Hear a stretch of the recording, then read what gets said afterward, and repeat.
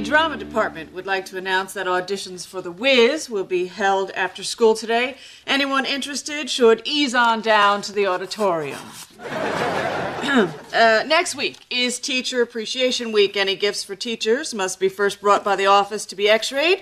Please no live animals or dead ones. Also, the Student Awards Banquet will be held Saturday evening. Those who require a special meal, please let the organizing committee know in advance. The Science Club reminds you to have your permission slips in by Tuesday for Friday's out-of-this-world trip to the planetarium. Stop it! You're making a fool of yourself! Apparently, Miss Miller feels she can do a better job with this morning's announcements. No, it was my parent. I'm still in love with you today, 'cause you make me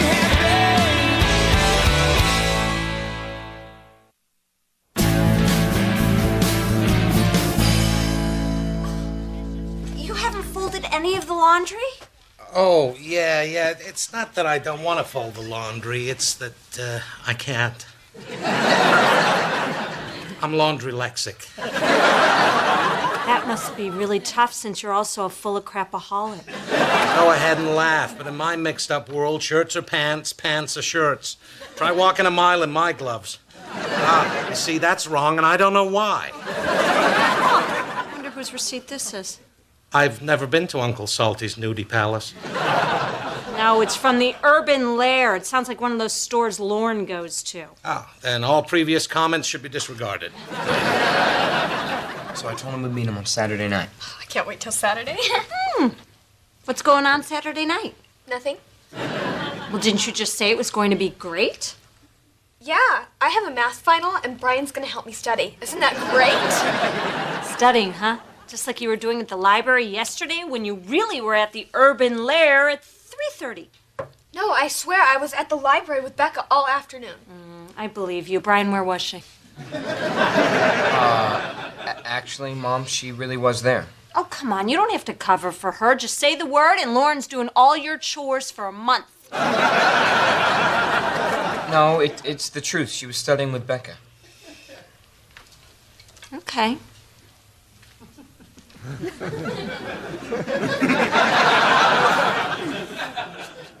Huh. What?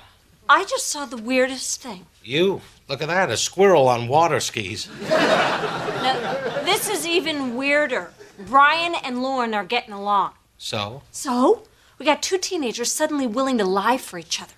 It's like the Joker and the Riddler have joined forces. You know what this means? If they get Tina to be the Penguin, they could rule Gotham.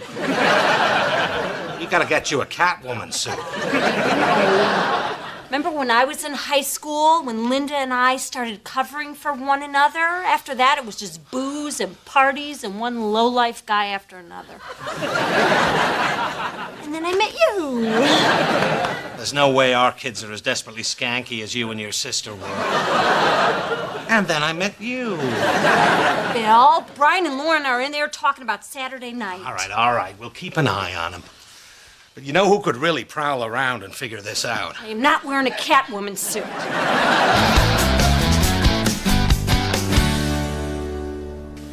It seemed too suspicious, so let's say we're starting with them. Really?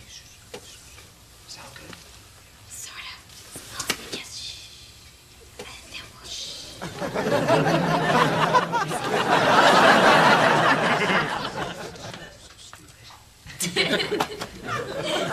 Let me guess, we ran out of vacuum bags and you're just using your head now. They're in there whispering. You were right. I think something's going down tonight. Oh, my God. Give me that. Give me that. They're either going to sip sodas with Sissy Spacek or assassinate Sammy Sosa. Oh, my God. They're coming. They're coming.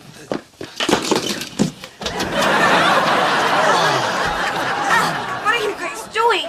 Celebrating our love. In a second, you're going to be celebrating my puke. Let's go. That's it? We're just gonna let him go? Shouldn't we at least warn Sammy Sosa? We have to let him go. We have no reason to keep him. You're right. And we don't want to be the kind of parents who judge our kids when we don't even have proof. Exactly, which is why we need to rifle through Brian's room. So what are we looking for? We'll know it when we find it. Ah, geez. Here's something you hate to find in your son's bedroom. Dirty magazine? Worse. The songs of Stephen Sondheim. The closet door is locked. This can't be good. Well, looky here. Brian's driver's license. Apparently, he's 21 years old and lives in West Palm Beach, Florida. A fake ID? Oh my God, there's a whole stack of them. Our son is making fake IDs, just like we did. You know what? Seeing one of our kids' names with a different address? Kind of nice. You know, if he has these right out here, can you imagine what he has locked in the closet? Okay, stand back. Don't hurt yourself. Don't break the door. I'm not gonna break the door.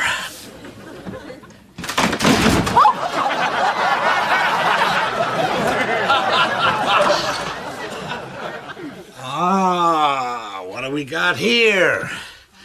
Keypap. Yeah, like that's gonna stop me. Ah, oh, the latch pinch me. God, there's a bunch of money in here. He's making a fortune out of selling fake IDs. Wow. Maybe he really does have a place in West Palm Beach, Florida. There's nothing in Lauren's room. I'm not gonna let them get the best of us. As soon as they come home, we're gonna confront them with the evidence and find out what they're up to tonight. I'll take Brian, you take Lauren. Gotcha. I'll crack her like an egg on Sunday morning. With some bacon, maybe some of those little cinnamon buns. No, biscuits. No, buns. Bill, stay focused. Okay, we gotta be together on this. We have to show them what happens when we stay united. We'll be like Superman and Wonder Woman. I'm not dressing like Wonder Woman either. Fine, I'll return it. Okay, here they come. Hey, guys. We need to talk to the two of you. Yep, Lauren in the kitchen with me, Brian upstairs with your mother. She's gonna work you over like she's Lara Croft Tomb Raider. Not gonna happen.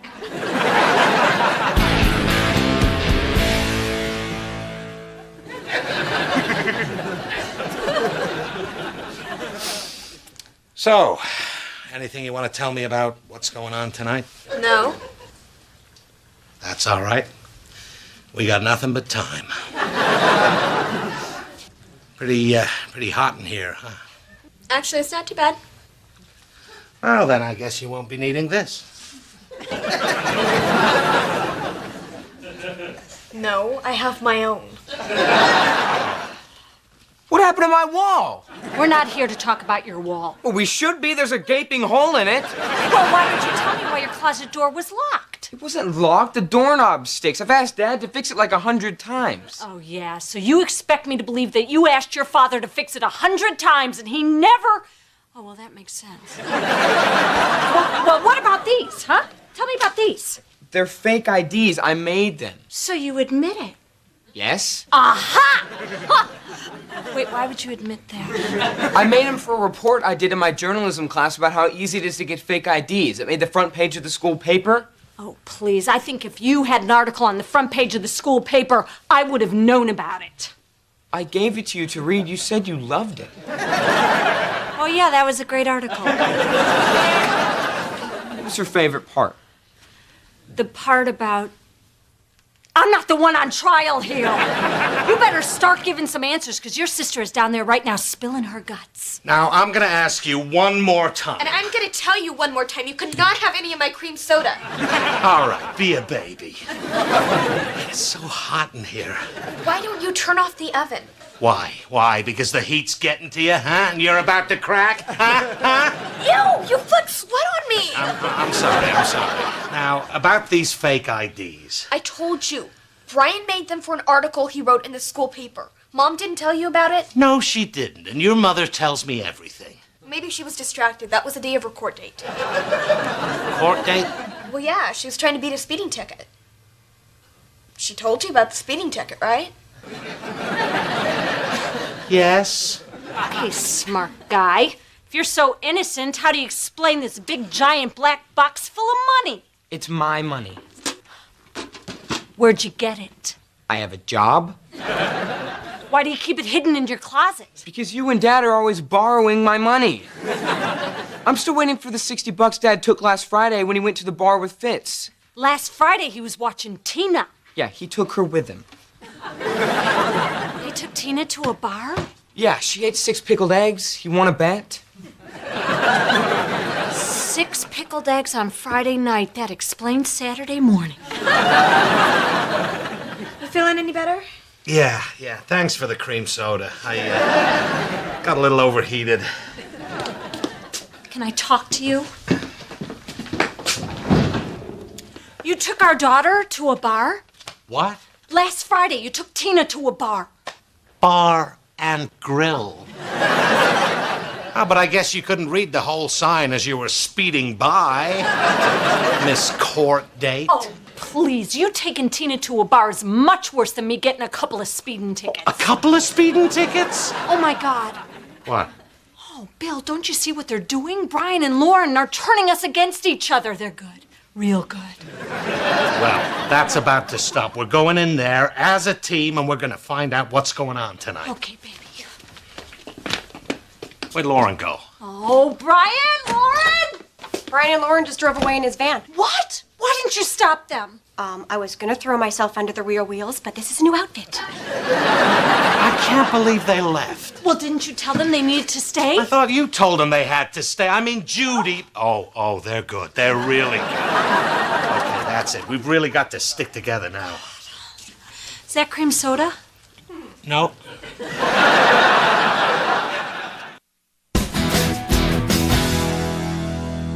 Tina, you hear things. And while it's good to keep some secrets, other secrets need to be told. Daddy took me to a bar. Honey, we're just trying to find out if you know where Brian and Lauren are. They said they're getting prizes for being the best people in school. Damn it, they got to her. Okay, you're all done here. Daddy took me to a racetrack, too. No, I said you're done. And it was a petting zoo. You want a trifecta? Done. Well, have you checked Brian's computer? Maybe he left a trail. That's a good idea. Checking on my son's computer is how I found out he was gay. Wow, a lot of gay websites, huh? No, when I went into his room to check his computer, he was necking with some guy. And let's go up to Brian's room, check out his computer. This is crazy. Thank God I found that receipt from the Urban Lair, or we wouldn't have known any of this was going on. Wait, the Urban Lair, the tattoo parlor? Tattoo parlor? I hate kids. Hey, password. Password? We need Brian's password. Try Sondheim. We're in. Well, you really know your kid. Yes, I do. All right, let's see where he's been. U.S. Senate, Hubble Telescope, Lucky Jackpot Casino. Oh, go to that. Look at that. It's an online casino site. It seems as though Brian set up an account here. Oh, my God, that's what this is about. The whispering, the fake IDs. Check it out. It's blackjack, roulette. Bill, we got a problem. The Urban Lair's a tattoo parlor. You think Lauren got a tattoo? Well, I don't know. The receipt was for only $30. Yeah, it's probably a deposit. Sometimes they recommend people pick out a design and then sleep on it. So a stupid teenager can come to her senses. Yeah, or, a slightly drunk woman who wanted to commemorate the passing of her cat. God, Bill, Lauren could be down there getting a tattoo using one of Brian's fake IDs. Yeah, which he's also using to gamble online. You and Linda get down there. We've got to figure out a way to close down his account. Gambling tattoos? Who do our kids think they are? Limp Bizkit? Well, it's times like this I'm happy to just have a normal gay son.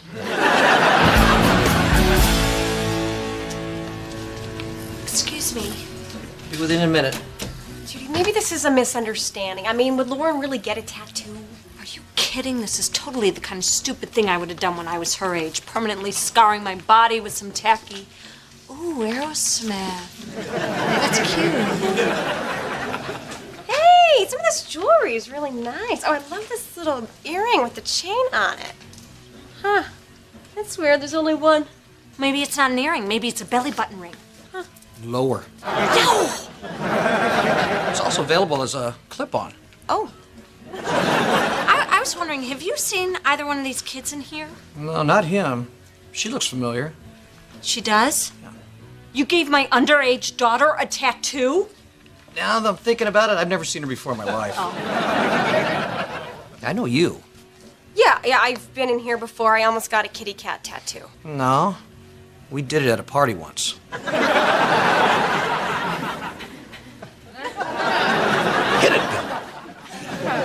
The dealer's showing a 3. I'm feeling a vibe here. Hit it!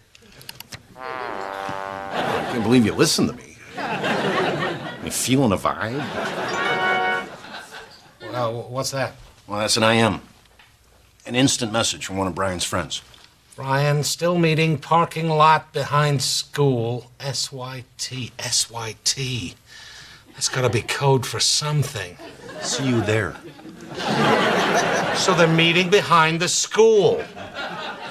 Well, you remember all the trouble we used to get into behind the school? Man, if those walls could talk. Sometimes they did, man. Unfortunately, none of them ever told me to put down the bong and go to college. Behind the school? Okay, I'm kind of in the middle of something right now. I'll be there as soon as I can. Are we almost done here? Sure. If your favorite band is Aerosmith. Okay, I found Brian's van, but he wasn't in it. A lot of cars here. Hey, there's a light on inside. You think it could be in there? I bet they are. Remember when we used to get the munchies and break into the cafeteria?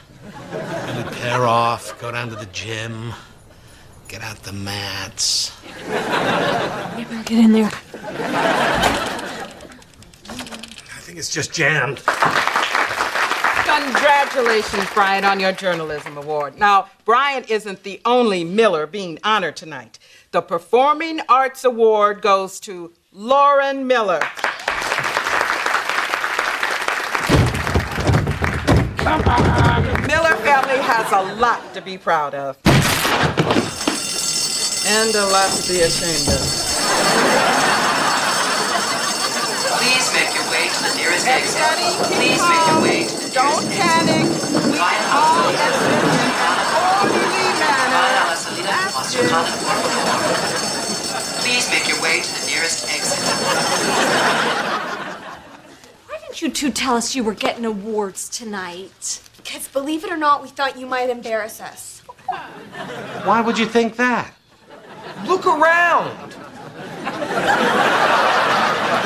Well, you're not completely innocent. I know all about your online gambling, mister. What, you mean the account I set up to research my article on fake IDs? The one I just won this award for? Okay, that settles it. Someone in this family's got to read this article and tell me all about it. And what about your little trip to the urban lair for a tattoo? Want to explain that? I didn't get a tattoo. I bought this necklace to wear here tonight. Well, why didn't you just tell me that? Because I knew you'd want to borrow it and I'd never see it again.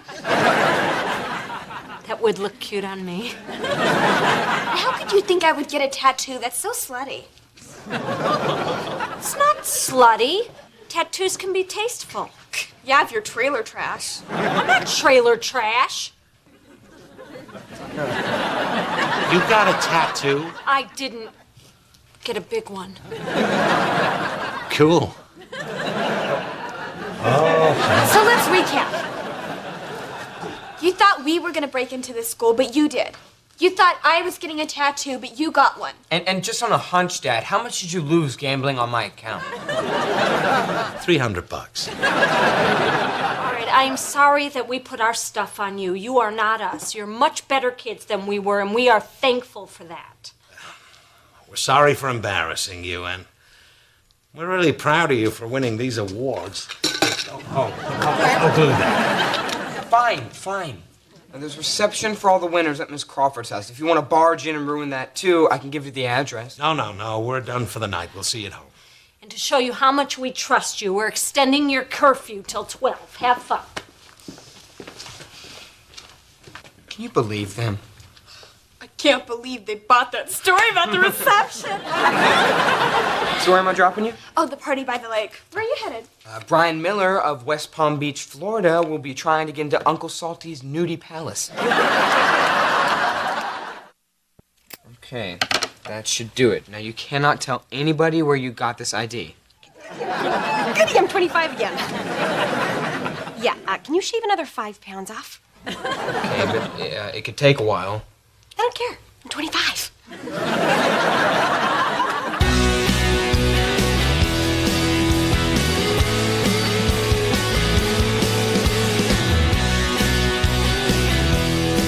I wouldn't have it any other way, 'cause you make me happy. Listen, this is the second statement in the road that doesn't list our kids as dependents. Yes, ma'am, I'm sure I have 3 kids. Which leads me to the question, does a vasectomy always have to be voluntary? Don't put me on hold. The last person put me on hold. I'm on hold. Are you talking to Mommy? Our insurance company, the nice people who sent me home from the hospital 3 hours after you were born. I want the new Snow White video. Oh, honey, I told you I've been to a bunch of stores. I can't find it. But it has never before seen footage to delight children of all ages. I'll keep looking. Those people at the Fairy Tale Channel should all rot in hell. Hey, Mom, can you pick me up from dance practice? What about Becca's mom? Well, Becca's mom's boyfriend got into a fight with Becca's dad. Now Becca's mom is too depressed to get out of her pajamas. Becca's mom is nuts. Well, technically, she's bipolar. Okay, fine, I'll take you. Mom, you got the wrong kind of peanut butter. Oh, did I get the kind that causes ungrateful whining? This is creamy. I like crunchy.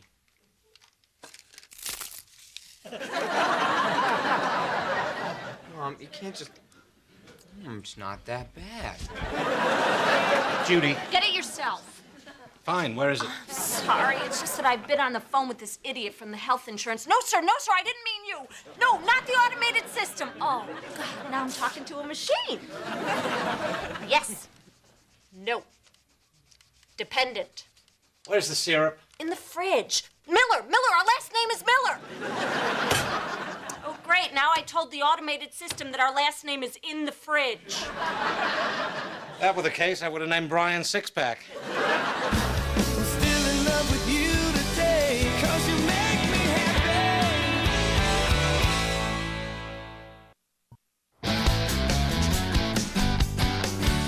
Hey, kids, get upstairs and get your suitcases. Your grandparents are going to be here any minute. Why do we even have to go? I hate that stupid train museum. Because it's the 3rd week of your 3-week holiday break.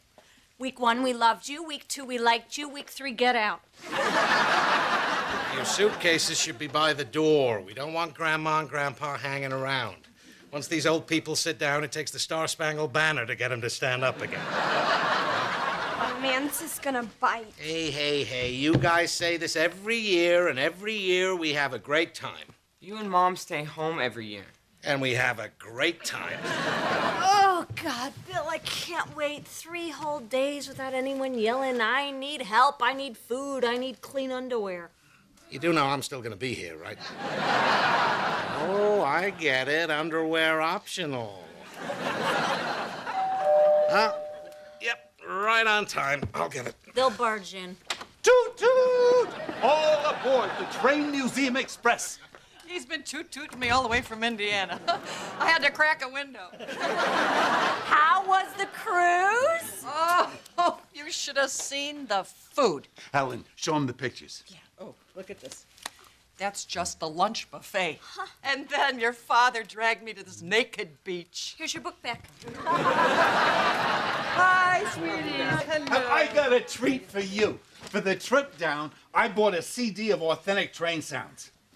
Oh, from Steam to Bullet, the music of the rails. And that's just volume 1. Volume 2 is in the car. Okay, everybody ready to go. Well, what's the rush? We'll sit and visit for a few minutes. Yeah, what's the rush? No rush. We'd just hate to see you guys hit traffic. Traffic? Oh, yeah, leaving town this time of day. I mean, I'm sure you heard the Kennedys down to 2 lanes because of construction. I was not aware of that.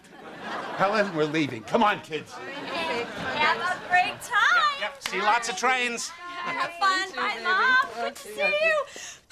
Oh, what was that? Nothing, I sneezed. This does not sound good. Really, Mom, it's nothing. Judy, I know how you get sick. The sneeze turns into a cough. The next day, you're running a fever. Jean, maybe we better stick around and keep an eye on her tonight. No. I'm fine. It's just allergies. There's a lot of dust around the house. My allergies haven't been that bad. They can be. Dad, Brian is just worrying about Mom, and so am I. Besides, if she's sick, we might all have the virus in us. Huh? Nobody's sick. It was just a sneeze, not a sneeze and a cough and a fever, just a sneeze. Go, go, go, have a good time. Yeah, and hurry, that traffic window's closing. A lot of maniacs on the road, hippies and their hot rods. Go, go, go. Have fun. We're staying.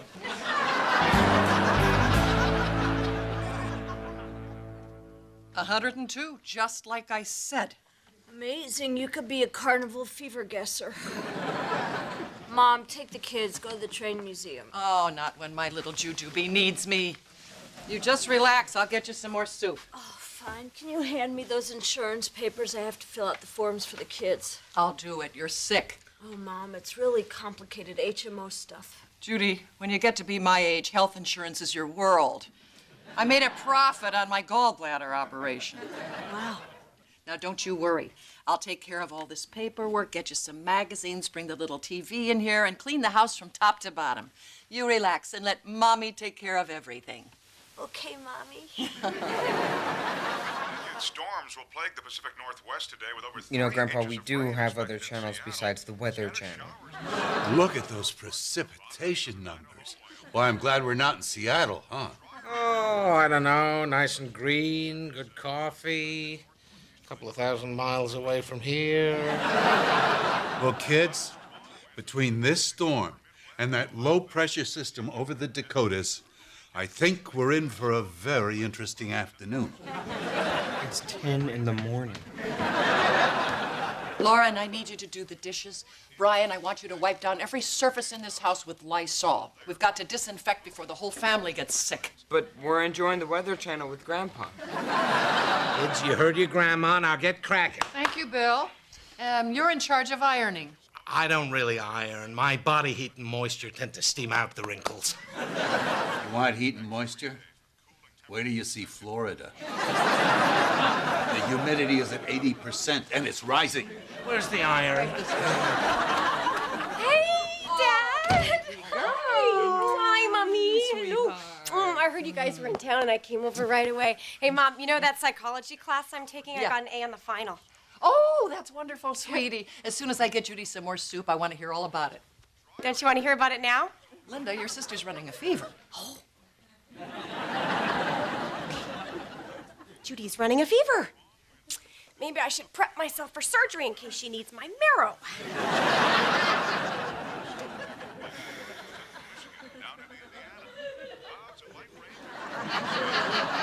Daddy, did you hear about my grade? I sure did. Did you hear about this heat wave in Arkansas? You know what's interesting about a heat wave? I learned in my psychology class that the crime rate rises with the heat. In fact, there was a famous study done in 1979 at New York University, which did it. Damn it, Dad, there's something going on. Cooling temperatures expected. While the coastal Carolinas... Out to sea with you, tropical depression, Edgar. Back to Indiana with you, cause of our depression, Gene. Hello, fellow slaves. Dad, when is Mom gonna get better? It's been days. Yeah, all this work is making me look forward to school, and that's just not right. I think you got it bad. You kids were supposed to be trapped with them at a train museum. I had a shot at 3 straight days of pants-free living. Instead, I'm ironing. Is she any better? Throat's so sore she can barely talk, but she finally fell asleep. Did you finish ironing these sheets? Yes, I did. And where do they go? Linen closet. Upstairs, Dad. The extra blanket room. Oh.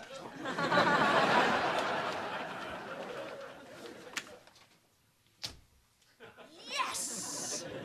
It's an 84-yard field goal attempt. 1 second left on the clock. The kick is up, and it's good! Judy? Grandpa, did you bring the berries? You're faking sick. No, I'm not faking. I don't believe this. You're up here having fun while I'm wasting my vacation days watching the Weather Channel and ironing. Okay, I've been faking, but only since this morning. Before that, I was really sick. See, snot. Oh, yeah, well, that makes it all better. You're a liar, liar, pants on fire. By the way, I burned your pants. Bill, you don't understand. For 2 days, my mom's been doing everything. The cooking, the cleaning, the health insurance papers. It's like being a wife and mom without having the husband and kids. Helen, you're going down. No, don't rat me out. I love it up here. It's like being a kid again. My mom brings me soup and cold washcloths, and I get to watch TV, and I get to eat snack foods all day long. Bill? I'm sick, too.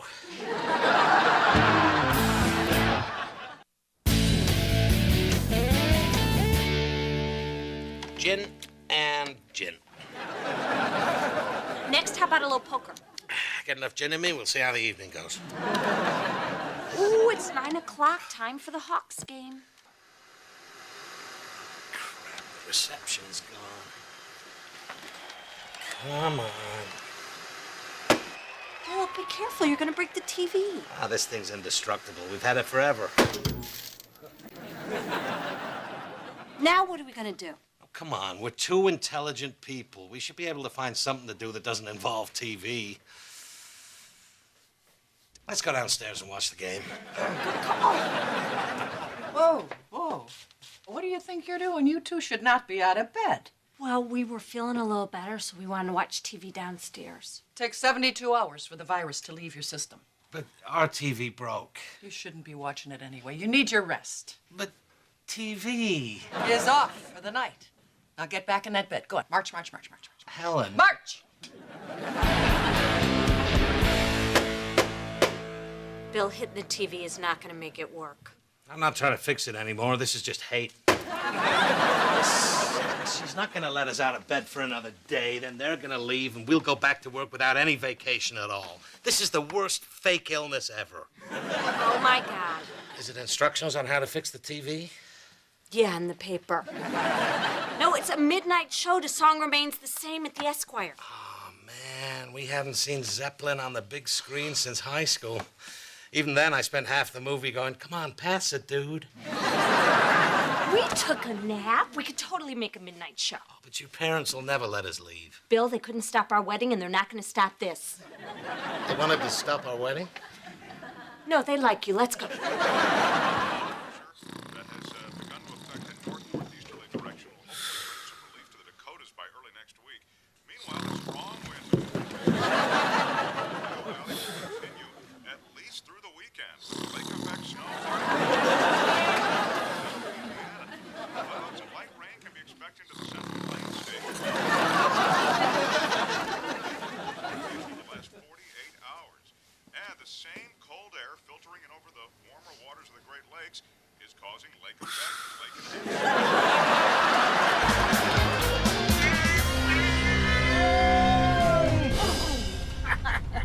Oh, a convenience store. Why are we stopping here? I was going to pick up 6 friends who were cold and need a ride. Oddly enough, they're all named Bud. Oh, man. What? I didn't bring my wallet. Oh, man. Well, there goes the movie. Oh, there's got to be some toll money or something around here. Bingo! In the glove box, some change organizers. There's got to be at least 20 bucks here. That's my Brian. Ah, he's also got a Yoda mask and an asthma inhaler. Well, at least we know our son's not sexually active. Not on this planet. Hey, here's our 6 little friends. How are we going to sneak them into the movie theater?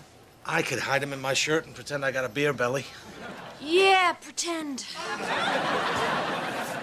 Oh, my God, I can't believe it. The Snow White video that Tina's been begging me for. Oh, look at that. Let's go. But there's only one copy left, and I looked for it everywhere. She wants it so bad. But we only have so much change. If we buy this, we can't have our big night out. We'll come back tomorrow and get it. Here, I'll hide it behind something nobody will ever buy, like these soy chips. I should not be allowed to call these chips. Soylicious, my ass. Is that everything? Yep. ID? Excuse me? If you're buying beer, I need ID. ID? I'm 40 years old. Sorry, I have to card everyone. We've had some trouble with undercover cops. Come on, do I look like a Chicago cop? Yeah. I got ID. Man, that's a refrigerator magnet. Fine. You don't have to be Judy, such a... Judy, she's right. It is the law. What kind of society would it be if we didn't abide by the law? Here's your beer, dude. Yes. Here's at least $6. Keep the change. I said keep the change. Yeah, I got it. Look at us, Judy. We're sneaking out of the house, driving a party van, and getting a stranger to buy beer for us. It's 1982 again. Oh, it's 11 o'clock. We're gonna miss the movie. Well, I hope Tina didn't sneak into our room looking for us and blow our cover. Oh, she goes to bed at 8. Well, sometimes she gets up and we watch Letterman. Then we each have a bowl of cereal and it's off to bed. For me, I don't know what she does. You know, we should go back to the store and buy her that video. Judy, the video's $20. We'd have to return the beer and skip the movie. It'll be there tomorrow. It's behind soy chips. You know, I'm thinking of buying a bag for the house so we can hide your jewelry. Are you also thinking about buying me some jewelry? All I'm saying is if it isn't there tomorrow, I'm gonna feel like a horrible mother. You're not a horrible mother. So you faked sick to get out of being with your kids. And got your mom to do some important health insurance stuff so we could sneak beer into a movie. That does not mean... So now you want to return the beer and buy the video. For our daughter. Even though you don't have a receipt, and you illegally had another customer buy the beer for you. I sort of feel like we're getting bogged down in details. Listen, Emma, do you have kids of your own? Boy and a girl. Then you can understand how some of these children's videos are hard to come by. My kids are in their 20s. 20s? When did you have them? 8th grade? Actually, I did. Could you please just do this for us, mother to mother? Fine. Thank you so much, Emma. Okay. The beer was $5.49, so we owe you $5, $10, $15. So you two got it together to have kids, huh? Well, now we don't have any money for movie tickets. So much for our big wild night out. Yeah, but we did the right thing. I can't wait to see Tina's face tomorrow when we give her this video. You know, it's fun to screw around and pretend to be a couple of teenagers, but when it comes down to it, being a parent comes first. Let's go home.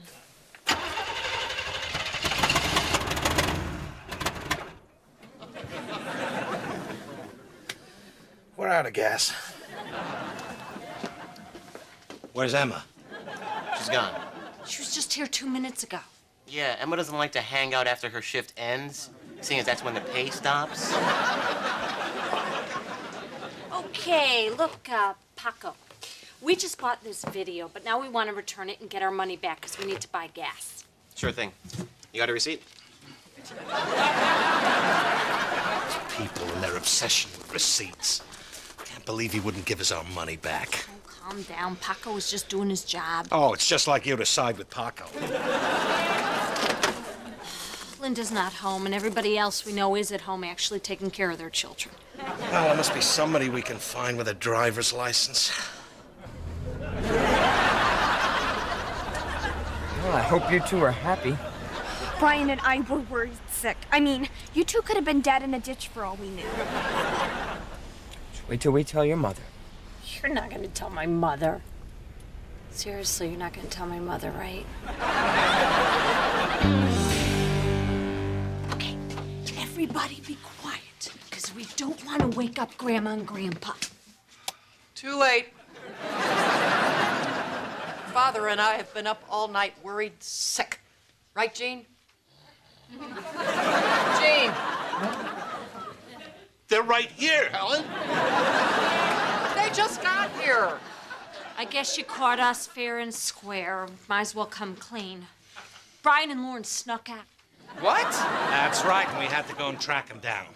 Well, you kids should be ashamed of yourselves, making your parents go out when they've been sick. Especially with those gusts coming in off the lake that will be with us through the weekend. Come on, Grandpa, Mom and Dad Are sick of this, and you will be punished. As a matter of fact, Grandma and Grandpa rescheduled the Train Museum for President's Day weekend, but we are not going to let you go. Really? Oh, you can beg, but it's not going to happen. Well, I guess we deserve this. Boy, did we learn our lesson the hard way. Good night. Hey. Oh, thank God we don't have to go to that dreadful train museum. Oh, look, you're watching Snow White. Oh, I love children's stories. You know, when your Aunt Linda was younger, she thought she was going to be a writer. In fact, when I was in college, I had a professor who thought I was very talented.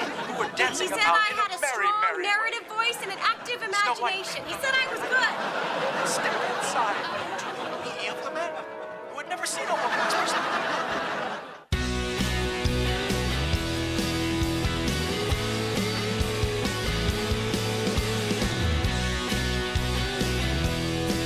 I wouldn't have it any other way, 'cause you make me. Hey! Hi, Mom. What are you doing? What's it look like? I'm emptying the dishwasher. Without being asked. So I don't want you to tell me I never do anything around here.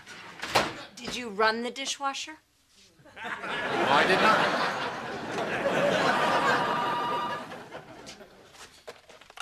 Hello? Yeah, Brian's here. Who is this? Sarah Henley? Oh, real funny, Becca. If you want to pretend you're the homecoming queen, you gotta sound a lot more stuck up. What? Oh, sorry, Sarah. I'm Lauren, and I'm Brian's sister. And... Okay, I'll get him. Brian, phone! The homecoming queen wants to talk to Brian. Oh, no. He's not helping her design a dress or something, is he? Hello? Oh, hey, Sarah. Yeah, the party's tonight at Andy Howard. It's gonna be mad crazy. What's mad crazy? Not quite twisted, but better than jiggy. All right, I'll see you there. You're friends with Sarah Henley? Yeah, she's a sweet kid. How did that happen? Well, we've become friends since I started hanging with the varsity basketball team. When you say hanging, you're talking about your underwear from the flagpole and you in them, right? No, I'm the team statistician, and they like having me around. And what's this party you're going to? It's no big deal. Some seniors having some people over. So, Bri, you know what would be mad crazy? You're not going to the party. Listen, Brian, we're really happy that you're making new friends, but you're only a sophomore. Are you sure you're ready for a senior party? Yeah, why? Well, it's just that, you know, it's an older crowd, and they're going to be doing older activities. Yeah, and by that, she means smoking and boozing. And, you know, we can't condone that. Guys, I promise I would never drink. I've seen its ill effects. It's called teaching by example, and you're welcome. Look, Brian, this is a big decision, and your father and I need to discuss it before we let you go. I understand. Oh, this is great. Okay, a lot of concerns. Here's some pros, here's some cons. Discuss, discuss, discuss. Oh, tense moment. Okay, you're right. Brian should go to the party. But, Bill, I really think we should talk about this. Are you sure he's ready? Come on, Judy. We need to let him experience these things now so he doesn't go buck wild later. What does that mean? When Brian goes to college, do you want him to be the kid who goes to his first keg party, gets smashed, streaks through the dorms, and wakes up naked and handcuffed to the bike rack in the quad? That's crazy. Judy, it can happen to a guy. Twice. All right, well, if you think Brian is ready, then we'll let him go. But let's let him sweat a little bit, you know? We don't want him to think that this was an easy decision. All right.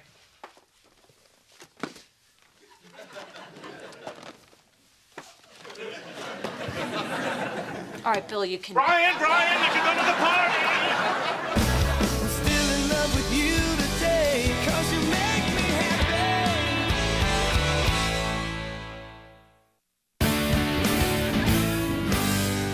Come on, Bulls, let's see some offense. The last 3 games, they've only been shooting 30% from the floor. I mean, Pippen's got a sweet outside shot. Why don't they just put him in? Because Pippen's off his game tonight.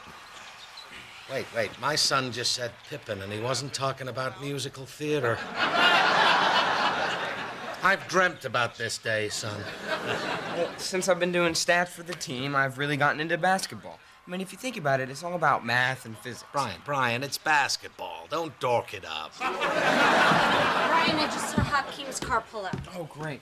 We're on day 4 of an online risk marathon. Wish me and my 10 soldiers good luck.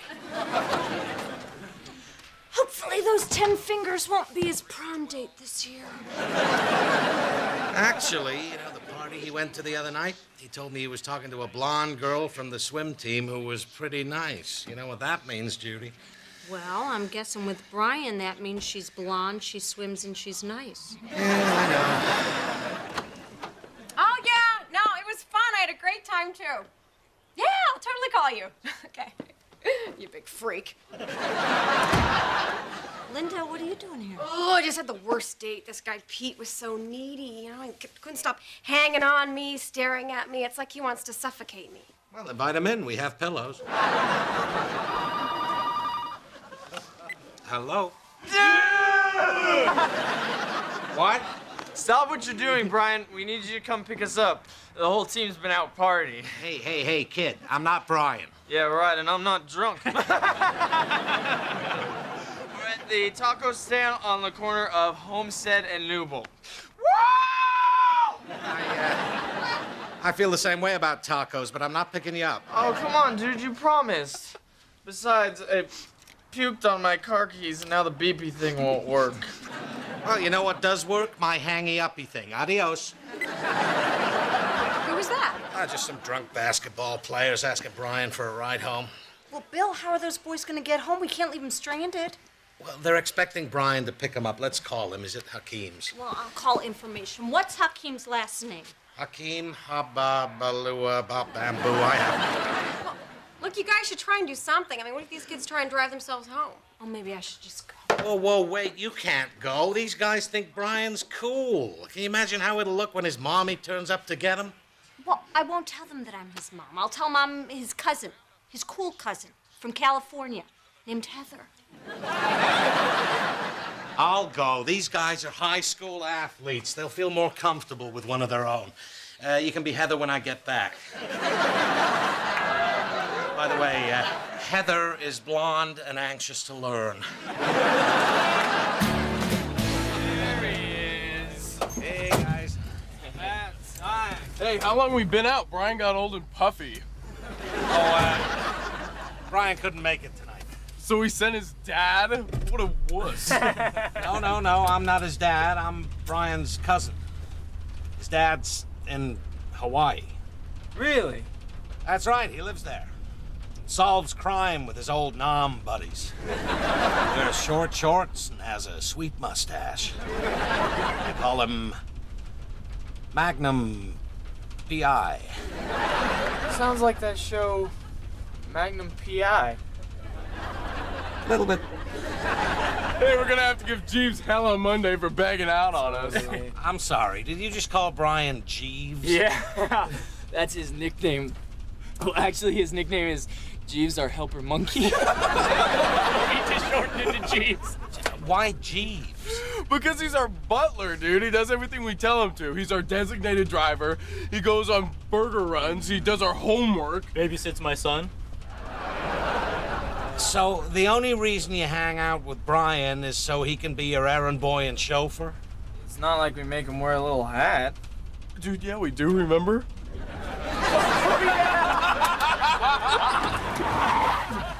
Sorry, I thought I saw a weasel. Oh, my place is at the end of the block. Jeeves usually turns the motor off a few houses early, so my parents don't hear me sneaking in. You got it, buddy. Thank you. Shh.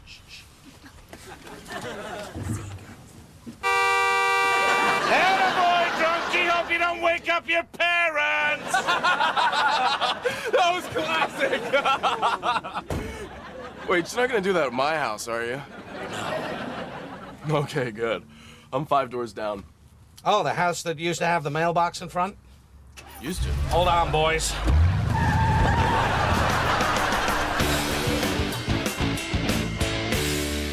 No, I totally think you should give him a call. No, we only went on one date.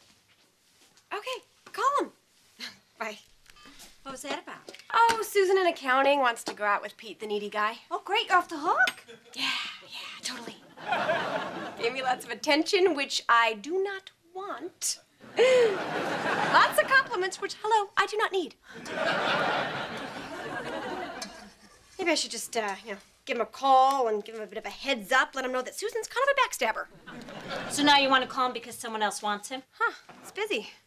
Boy, that Susan's pretty desperate. I'll keep calling. Oh, Linda's going a little nutty over that guy, huh? Yeah, she deserves better. She's good people. Honey, I made pot roast for dinner. I'm not hungry. All right, now you're freaking me out. I'm upset about Brian, too, but you gotta eat. Come on, baby. Judy, I thought my son was cool. Now it turns out he's nothing but an errand boy. You can't just slap a pot roast on that wound, Judy. Ooh, those baby onions? Well, if it makes you feel any better, I would have done exactly what you did to those boys. Really?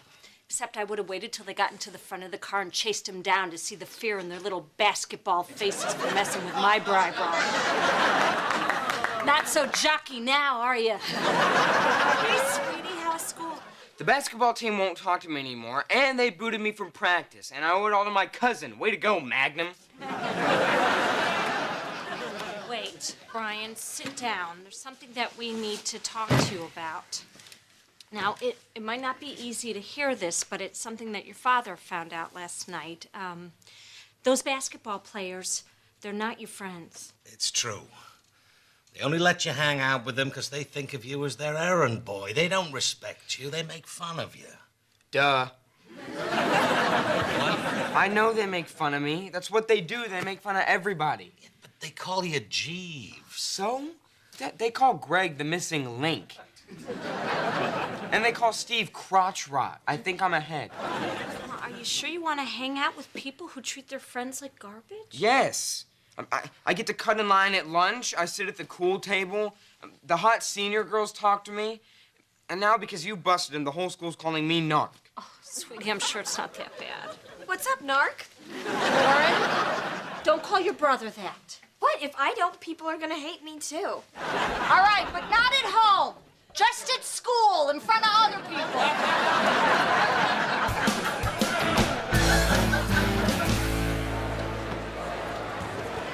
This blows. I'm wasting my entire Friday night watching Brian sit on a bench and do stats for the team. Pumpkin, Brian's been through a rough time. This family supports each other.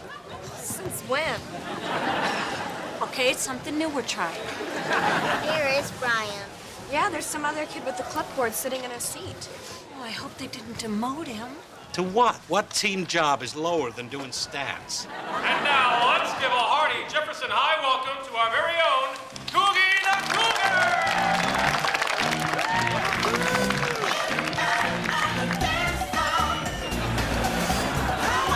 That cougar dance is just like Brian. Oh my God, it is Brian.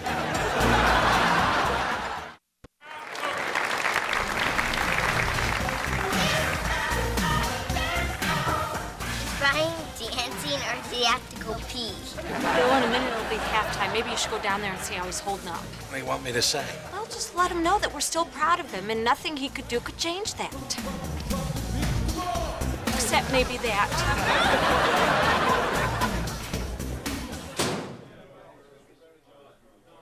Dude, it's Narc's cousin. What do you want, Narc's cousin? I'm just looking for Brian. He's not here. Listen, guys, I just wanted to say I'm sorry about getting you in trouble with you folks. That was not cool. I was just a little bent out of shape when I heard you making fun of Brian. What's the big deal? We were just kidding around. Yeah, I know that now. I guess I just get a little overprotective when it comes to him. That makes sense. With his dad being in Hawaii and all. Brian loved being the statistician, man. He's been really down since you started treating him like a narc. I'm the narc, not him. Maybe it was a little harsh busting him down to mascot. And he was a great statistician. Really gentle with my baby, too. It's not too late, guys. I'm sure he'd love to get back on the team. All you got to do is ask him. I don't know. Well, boys, the big game against Hancock Magnet School's coming up, right? Yeah. And isn't it tradition to prank those stuck-up punks? Well, I think Brian's great big getaway van can come in pretty handy when you're, say, putting the John Hancock statue in a dress. That's good idea. And I've got the perfect dress. Okay, listen up! Nark's cousin's right. From now on, Nark is back to being Jeeves. And I'm accepting submissions for a new nickname for Kyle. What's the holdup? Sorry, Coach. Bill Miller, class of '82. You got yourself a real bunch of hellraisers here. Oh, yeah? What are my boys up to now? Oh, just talking about what kind of prank might be on tap before the big Hancock game. Is that right? Prank. Frank? Didn't you learn anything after the fiasco last year? This school cannot afford hip surgery for another goat. I'm sorry. I didn't mean No. I'm glad you told me. Everyone thank Mr. Miller here for bringing this to my attention. Thanks, Mr. Miller. And I want you to think about this, Frank, when you're doing 200 gut busters after the game. 200 gut busters? Now it's 3. Okay, we got a game to win. Let's go. You suck. All right, listen up! Jeeves' nickname is still Nark. And Nark's cousin's new nickname is Suck. Later, Suck. Later.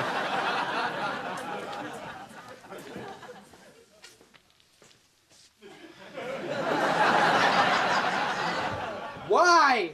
I was just trying to help. Are you mad? Yes. But you're smiling. Just go. I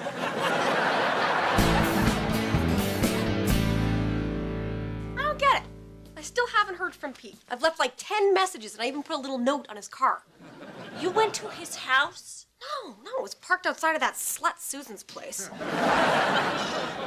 Some friend. I set her up with him, and how does she pay me back? By dating him? By throwing herself at him, Judy. No, his car was parked outside of her house all night long. Or at least until 2 a.m. I don't know, I fell asleep for a while. Well, you have been burning the crazy candle at both ends. Sticks and stones may break my bones, but you turned your son into a mascot. Hey, don't be too hard on Bill. He was only trying to get Brian back with the cool crowd. And screwed it up so bad you want to cry. Hello? Is he okay? Yeah, we'll be right there. Thank you. There's the coach who wants to talk to us after practice, something about Brian. Oh, okay. I'll look after Tina. You and Suck should go down there. How do you know they're calling me Dad? What's up, Suck? I have to say I'm very disappointed. I didn't expect this kind of behavior from Brian. I didn't do anything. Yeah, we believe you, son. What did he do? I'd rather not say in front of the fair sex. Oh, her? You gotta be kidding me. What's going on, Coach? Apparently you guys didn't understand when I said no pranks against Hancock Magnet School. Because last night someone vandalized Hancock's sign. Today, I found this in Brian Miller's locker. Why would he just steal the H-A-N from the Hancock Magnet? Oh, my God. Dude, you did that? Way to go, Nark! Nark rules! Nark rules! Nark rules! Hey, Nark quiet! Rules! Nark rules! Miller, you're looking at a month's detention. And the rest of you clowns, I want 100 commando squats. Hey, Nark's got to do them too. And count him for us. He's our statistician. I am? You bet you are. All right, get cracking, ladies. So how'd you get up there to get to that sign? Like, what are you, Spider-Man? Hey, that's a good nickname. All right, listen up! Jeeves, formerly Nark, formerly Jeeves, is now Spider-Man. Spider-Man. Spider-Man. Spider-Man. Spider-Man. Spider-Man. Spider-Man. Spider-Man. Spider-Man. Spider-Man. Spider-Man. And I've even got the pajamas. Well, Judy, you were right. Brian did sort it out by himself. You know, that was a hell of a prank. Only a true Miller man could have pulled that off. I did it. What? Well, someone had to save the kids' rep, so last night I went to Hancock High with a hacksaw, cut off the letters, and put them in Brian's locker. I love you so much. You're a great mom. You're a wonderful wife. You're a criminal. Stop. It's just a misdemeanor.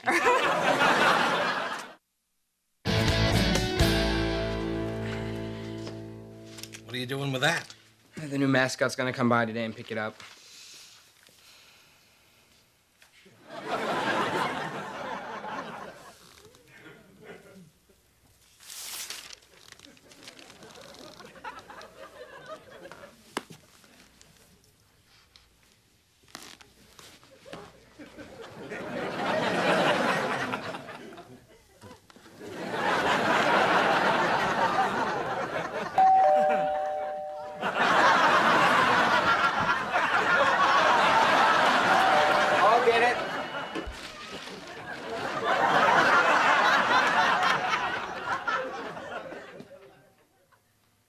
Dad?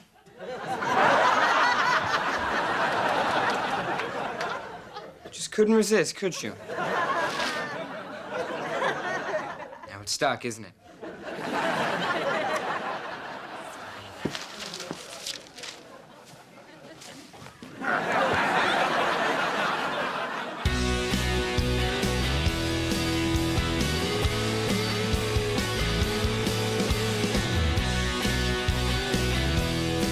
I wouldn't have it any other way, 'cause you make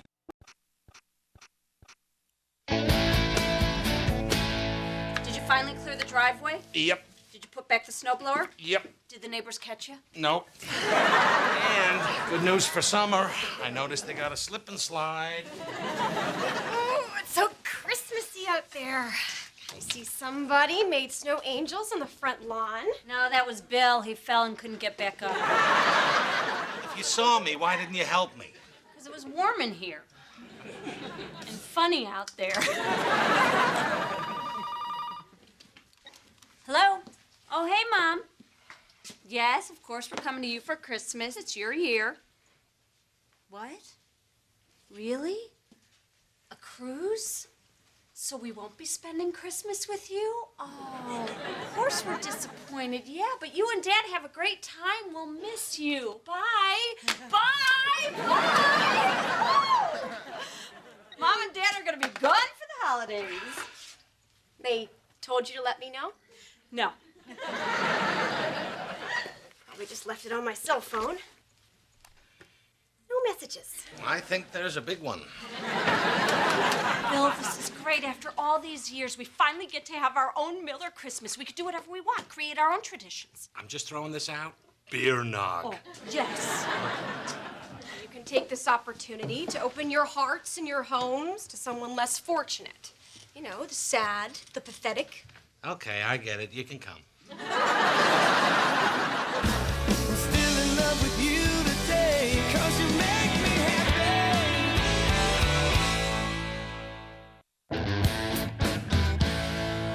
Mom, got that other box of decorations down from the attic for you. Thanks, Lauren. Don't thank me. Mother, you do so much for us. You deserve a wonderful Christmas. Oh, well, it is the most butt-kissy time of the year. What?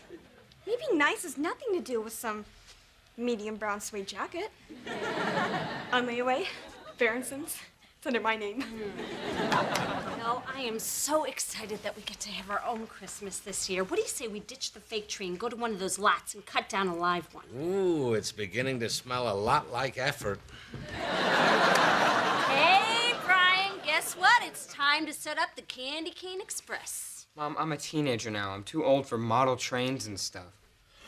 Look, it's Cocoa Claus! Oh, I missed you, buddy. Let's go get you cleaned up. We're back. Hi, Mom.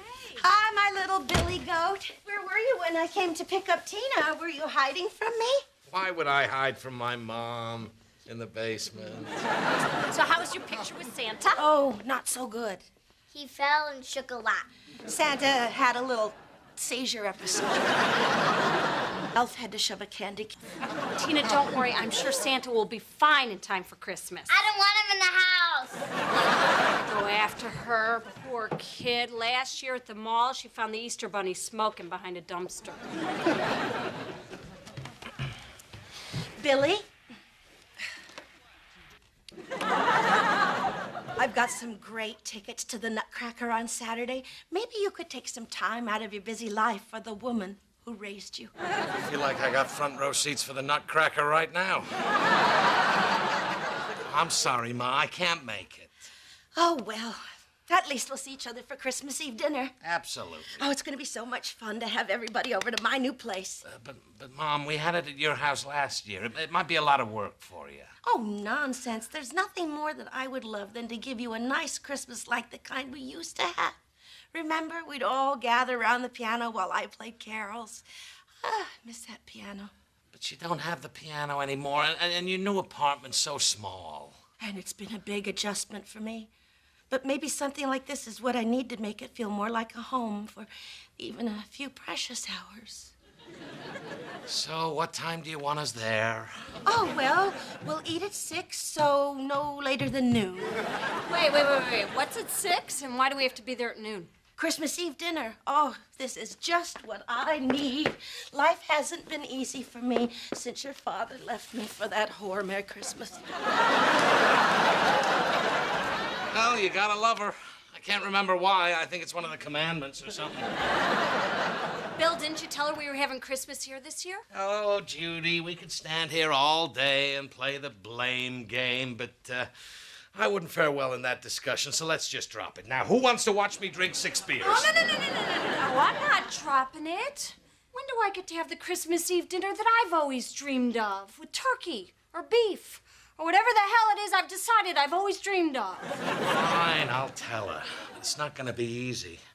Hey, I know what I'll do. I'll buy her off. I'll get her a great present. That'll soften the blow. Well, if you think that'll work, you know, she's never liked what we've given her in the past. Hey, that's not true, and I got the perfect thing. Yeah, she was going on and on about how much she loved her old piano. Oh, I hated singing around that piano. Honey, we all hated you singing around that piano. I'm getting her a portable keyboard. She'll love it. Well, I hope so. You know, the kids are getting older, and there's only so many holidays left that we can legally make them spend with us. Don't worry. I'll get you your Miller Christmas with your turkey or your beef or your Christmas night dirty lingerie show. I'm just spitballing here, but that's where traditions come from, you know.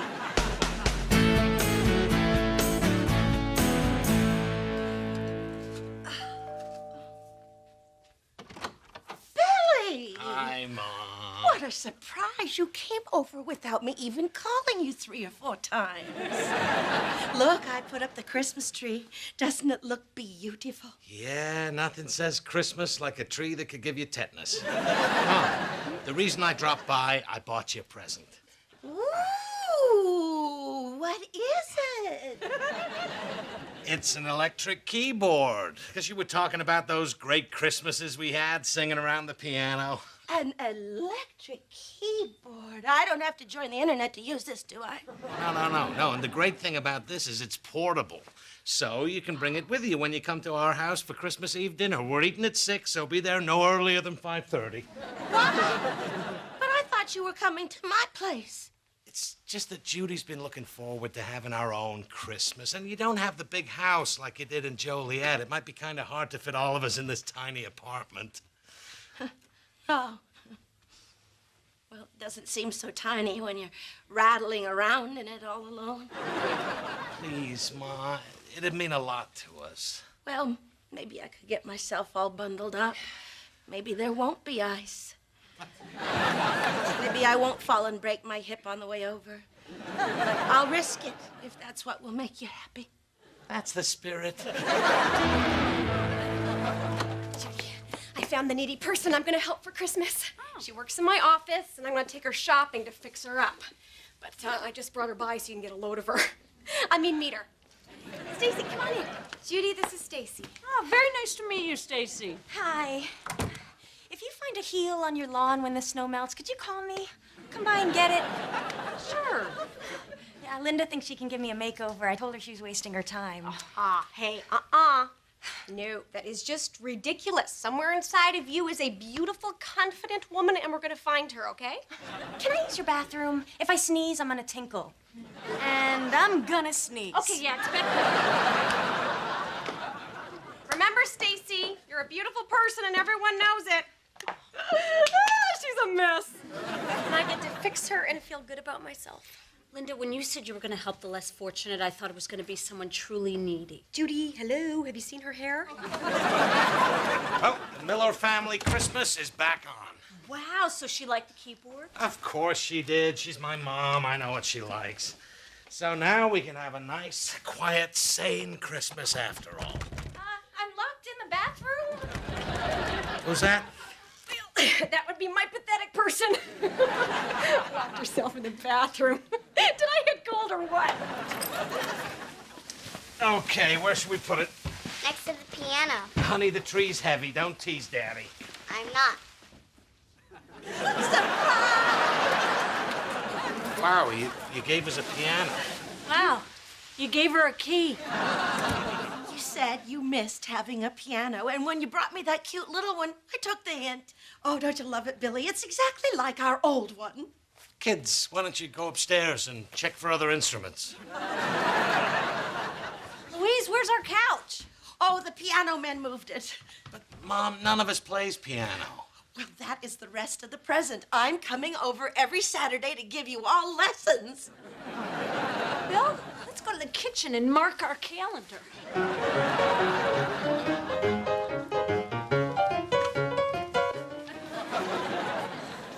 Bill, you have to tell her we can't keep that thing. Come on, I already had to take Christmas away from her, and trust me, she didn't make that easy. Are you actually suggesting we keep it? Our couch is in our kitchen. Well, it's closer to the fridge. Bill, your mother, giving us lessons every Saturday. It's like I say, piano's gotta go. Mom, this is very generous, but we can't keep it. What? But I thought you said you loved it when I played the piano and we sang Christmas carols. But it's so big. You won't let me have you over for dinner, and you won't let me give you a gift. So I guess I'll have to wait for next year to be happy. Well, it's all taken care of. She left, and she's taken back the piano. Oh, Bill, that's great. And on an unrelated note, we're having Christmas Eve dinner at my mom's house.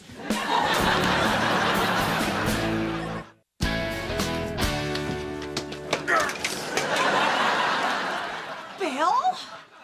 How could you give away Christmas? I was talking my mom into taking back the piano, and she got this crazy idea that we loved having Christmas at her house. How'd you get that idea? I said it. But in my defense, I was lying. So, we're cool. No, we're not cool. What about the Miller Christmas? Well, what better place to have Miller Christmas than with the oldest and craziest Miller of all?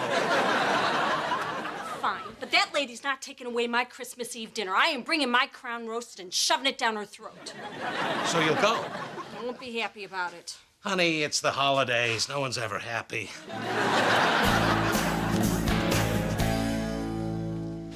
Now, I know this is not the Christmas Eve we were planning, but it means a lot to your grandmother, and we want to make her happy. For some reason. So let's just make the best of it. Because when all's said and done, it's still family, and it's still Christmas. Surprise! And it's still crazy. Nana's got a piano just like ours. Oh, it's the same one, Tina. And I'm keeping it for now, just in case your mommy and daddy change their minds. Where should I put my crown roast, Louise? Oh, well, why don't we put all this stuff in the kitchen? Everybody follow me. Now I have to open the refrigerator. Everybody back up a few steps.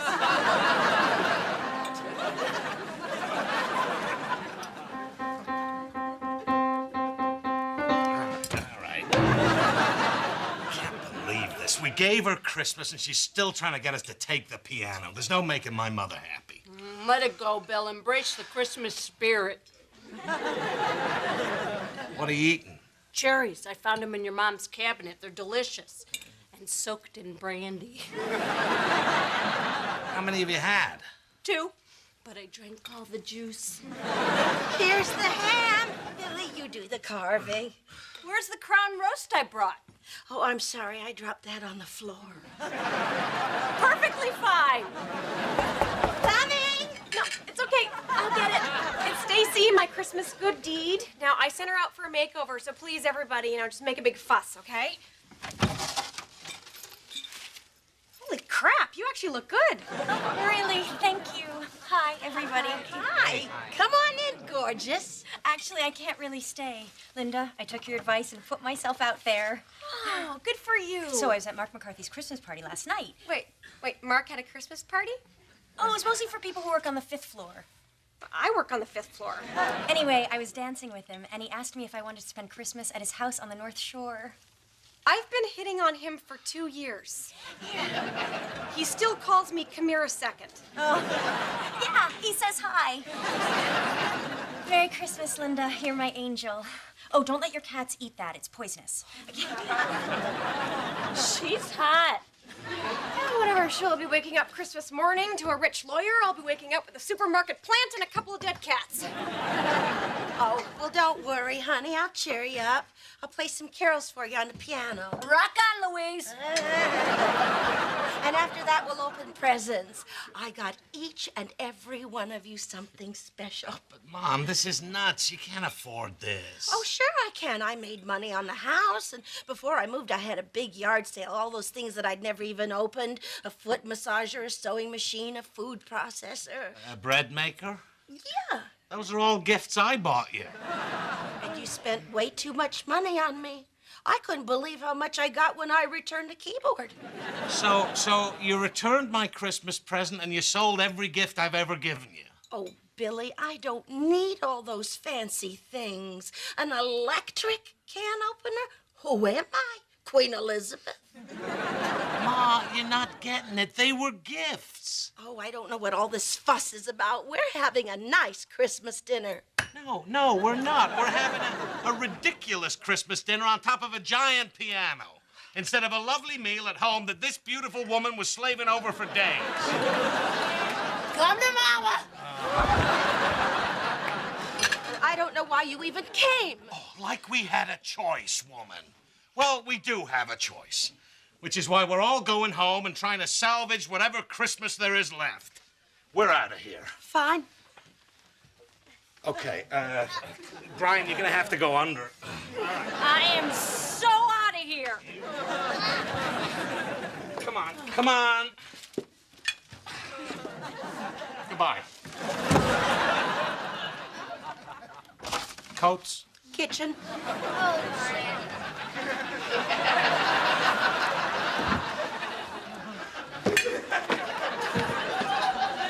Don't step on the crown roast.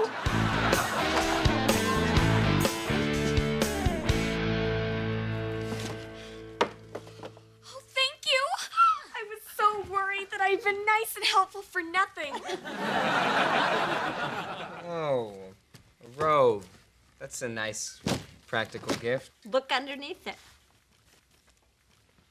A boxcar full of gumdrops for the Candy Cane Express. Merry Christmas, everyone! It's Nana. I brought someone with me, Tina, to show you that he's okay. Ho, ho, ho! Oh.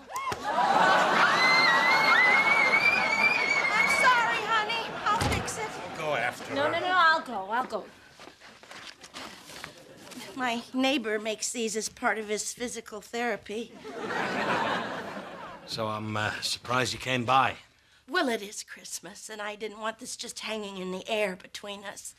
Since you're here, why don't I get you a coffee? Oh, coffee sounds nice. Oh, fresh brewed. Yummy. Well, you could have it every day if you'd kept the coffee maker I bought you. Look, Billy, I'm sorry I sold the gifts that you bought me. It just didn't occur to me that they meant that much to you. I mean, I don't need a bread maker. I'm not Zsa Zsa Gabor. So you've thought everything I've ever given you was worthless? That's not true at all. Whatever. Underneath my Christmas tree, I put a picture of my mom and me. I look at it, and I am glad. She cheers me up when I am sad. You wrote this for me when you were in the 2nd grade. You kept that? I kept everything you ever made for me. All the drawings, all the cards. But you got rid of everything I bought.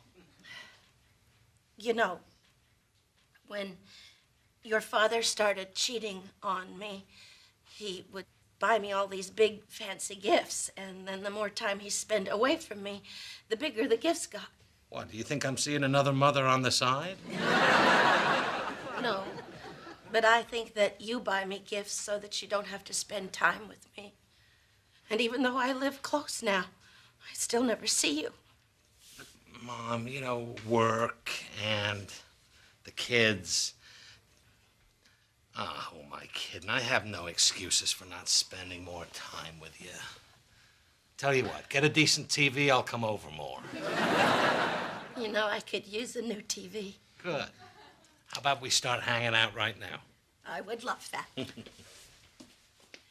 Ooh, a nice suede jacket. You must have kissed a lot of butt, sweetie. She seems happy. What'd you say to her? That I'd spend more time with her. It's all she really wanted. Oh, Bill, good for you. After all, it is Christmas. You didn't promise I'd spend more time with her, did you? Oh, Judy, I brought you a jar of those cherries you like so much. Merry Christmas, Louise. Call me Mom. Give me the cherries. What are you doing? Tina, honey, could you come down here? I'm gonna show her that Santa's nothing to be afraid of. Bill, this box is filled with spiders. Oh, the box is full of spiders. How do they not get in the...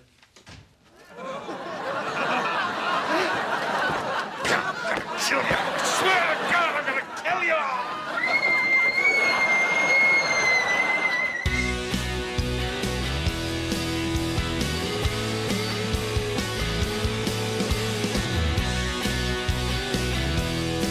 I wouldn't have it any other way, 'cause you make me happy. It wasn't a very good movie, huh?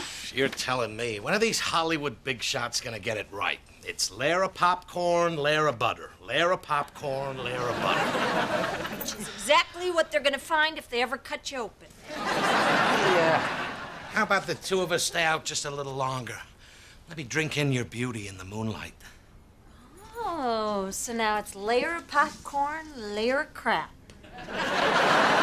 You don't want to go inside because your mother's in there. Yeah, that's because the second I walk in, she'll trap me into taking us shopping tomorrow, like I have to every Saturday now. Oh, it's only one day a week and it's your mom. Yeah, but it's taking time away from another important relationship. Oh, you mean the couch? Judy, Couchy's only 3 years old. These are her formative years. Oh, there's my little silly Billy. Oh, your face is so cold. You're my silly chilly Billy.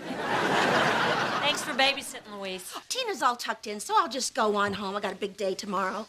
So, what time do you want me to take you shopping? Oh, I don't need you tomorrow. I've got plans. You have plans? Judy, she has plans. Without me, don't pick at it. Good night, Mom. We'll see you next Saturday. Oh, I don't need you then either. I'm doing something with a friend. You have a friend? Judy, picking. Good night, Ma. Good night, kids.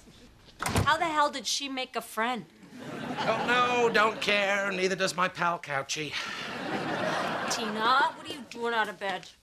I came down to get some Cheetos. I mean a hug. What do I love more than anything else in the world? So did you have fun with Nana tonight? She talked on the phone to some man all night. I'm going to bed. Wait a minute. So did you get a name? She called him Cupcake.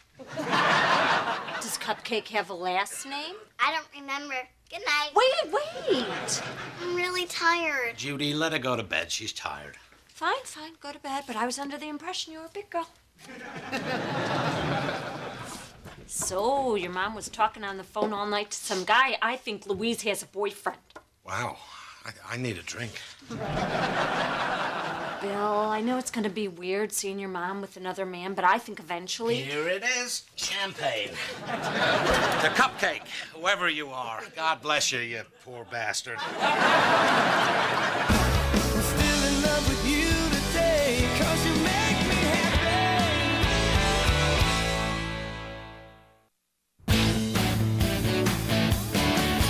Hey, Bri, what you got on there? It's part 6 of a 10-part series on dinosaurs. I can save you a lot of time if they die. Dad, isn't Saturday your day to take Nana shopping? Yeah, it was till she met Cupcake. Who is Cupcake? I don't know, but I think I love him more than actual cupcakes. Ding dong, it's Nana. Uh-oh, what's what you want? I'm not here. Want a bed? Oh, Nana! Dad was hoping it was your dad. It's Nana. Hey, Ma. Hi, Billy. I can only stay a minute. As soon as I find my knitting, I'm gone. You heard her. We're looking for knitting. You take the upstairs. Go, go, go. I phoned Judy. She said she'd put it aside. Oh, here you go, Louise. Who's having the giant baby? No, they're golf club covers for a friend. Oh, cupcake? No, thanks. I've got to save my appetite. Someone's taking me to a fancy restaurant. I know. Cupcake. Fine, I'll take one if you insist. No, so where are you guys going? Judy, you know the funny thing about knitting?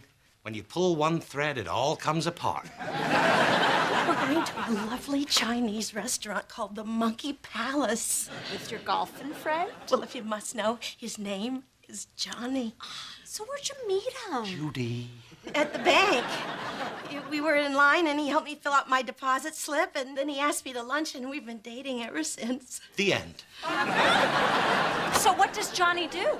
Oh, he helps senior citizens with their savings. Something about offshore investments. Offshore investments. Did you hear that, Bill? Offshore investments.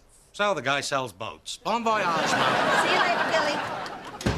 So that's it? You're not the least bit interested in who your ma's dating? She's not a child. She's a grown woman. She can take care of herself. But don't you think this guy sounds a little bit shady? Shady like a picnic under an oak tree on a lovely spring day. You didn't hear one word she said about him. I did too. His name's Jimmy. He lives in a palace. He has a giant baby and a pet monkey.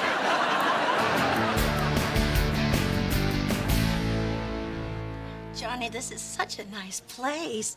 And look at this fancy menu with a tassel. Only the best for you, Louise. Now, why do some of these things have little stars next to them? Ah, that means that dish is hot and spicy. You should have a little star next to you. Oh, Johnny. Well, if you'll excuse me, I have to use the restroom. Why don't I order some appetizers while you're gone? You're the boss, Louise. This is wrong, Judy, spying on my mother. Bill, if this businessman scams your mom and she winds up broke, where do you think she's gonna live? You're right. No swindler's gonna make me put my mom in some trailer park next to the graveyard. There she is, there she is. Bill, why don't we go sit at our regular table since, we eat here all the time? Oh, Louise! What are you two doing here? Hey, you kidding me? The Silver Chimp's one of our favorite restaurants. Golden Monkey. Monkey Palace. Did you two come here to check out my gentleman friend? Louise, we want to meet him because if he did anything to hurt you, we'd never be able to live with ourselves. In what is already a very crowded house. Well, he'll be back in a second. You might as well join us. Oh, thanks, Louise. This will be fun. I'm starving. I'll order some appetizers while we're waiting. Oh, hi. Oh, there you are. Yeah, could you start us with an order of egg rolls? I'm afraid you're making a little mistake here. Oh, yeah, there's gonna be 4 of us. Better make that 2 orders. Billy, please stop ordering. Hey, don't worry. If your boyfriend's too cheap, I'll pay for it. Come on, buddy, we're starving. Bill, he's not a waiter. You're telling me. Let's go, let's go. This is Johnny. You know, if I wasn't so used to moments like this, I'd be uncomfortable. Johnny, this is my son Bill and his wife Judy. Hi, nice to meet you, Johnny. You'll have to excuse my husband. He's, well, you'll see. Come on, it's an easy mistake. I mean, we're here in a Chinese restaurant. This guy walks up looking all Japanese. See, it's just a matter of letting him talk. Louise, would you like some coffee? Oh, no, I'm not drinking coffee anymore. Johnny turned me on to tea. Actually, he's introduced me to a lot of exotic things. Thanks for inviting us over for dessert. I've enjoyed meeting Bill's lovely sister. In-law. So, Johnny, Louise tells us you're an investment counselor. I do pretty well for my clients, yeah. Oh, really? Because Bill and I are always looking for a shrewd place to put our money. Have any suggestions? Oh, I'm sorry. Louise asked me the same thing, but I have a strict policy against handling my friend's money. And I guess I'll just stick with my current investment strategy. What's that? That's pretty diversified. Some quick picks, some scratchers, and in the long term, living off my children. Wow, Louise, it's so great that you met a nice guy and without even trying. You didn't have to use the internet or a dating service or pretend you like fishing or rock climbing or his houseboy, who's clearly his life partner. Well, we should get going. You're the boss, Louise. So soon? We'll see them on Friday when they come over for Mom's birthday. Billy, you know how tomorrow you were taking me to the outlet stores to shop for tights? Oh. If you don't mind, I'd like to take her. Welcome to the family. Mama, let me walk you to the car. Johnny, it's so great to meet you, and I look forward to meeting your brothers, sons, nephews, doctors, what have you. I'll make a few calls. Thank you. Nice to meet you, John. Bye. Good night, ladies. Drive safe. Wow. That Johnny is a great guy, don't you think? He's kind, he's polite. He just grabbed my ass.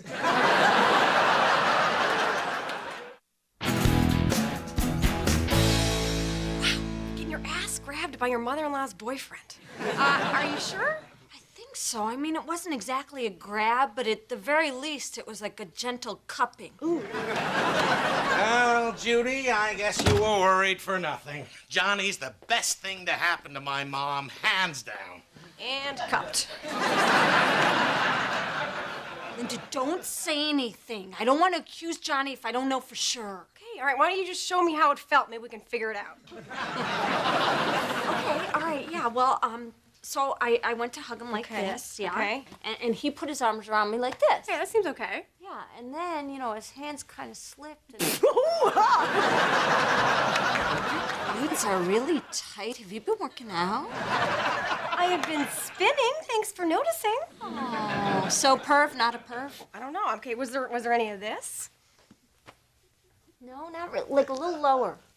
No. This is good, but could we switch Linda out for Shania Twain?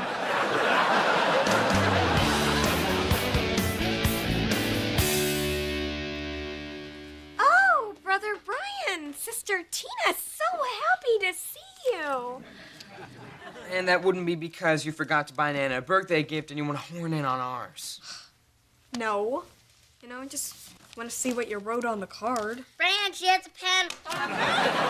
Ooh, is that Nana's birthday gift? Yeah, for me and Tina. And nobody else. What'd you buy her, Lauren? I wrote Nana a poem. Oh, really? Let's hear it.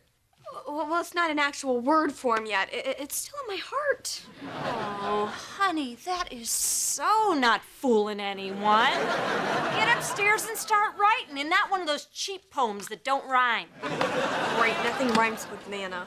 About banana, or Montana, or bandana. I get it! Hey, space on that table for my cheese ball. Wait a minute, are you wearing your good ass pants? I thought the whole idea was to keep Johnny away from you. Well, I figured if he does it again, I'll know for sure, so I brought out the heavy artillery. Oh, a booty trap. Exactly. If he can keep his hands off of this, then he is a good guy, and I don't have to say anything to Bill. Oh, okay, here we go. Now keep your eyes on my butt all night long. I'll get it. I'll get it. There you are. Oh, and happy birthday, Mom. Oh, this is so sweet of you kids. I don't know how I can ever repay you. You already have. It is our pleasure, Louise. We're the ones who should be thanking you, so thank you. Well, Judy, I took a chance that you like Merlot. You brought us wine? Come here. Judy, take it easy. I saw him first. Oh, Louise, I'm sorry. I'm just so happy for the both of you. I can't help but hug him. Oops, I did it again. One more time. Judy, could you come with me? There's something kind of weird in the kitchen. Something weird in the kitchen? You, why are you moving in on my mother's boyfriend? All right, I didn't want to tell you this because I didn't want you to get upset, but something happened with Johnny. What? He grabbed my ass. Really? My Johnny? The other night when we went to say goodbye, you know, he hugged me, and I think he might have gotten a little handsy. Okay, now I'm hearing might and think, which to me means might not, and I don't think so. Bill, your mother might be dating a groper, and I need to know for sure. Oh, I get it. This is what all the hugging's about. You're trying to trap him with that ass of yours. Yeah, just like you did me. And if he takes the bait, you gotta tell your mom.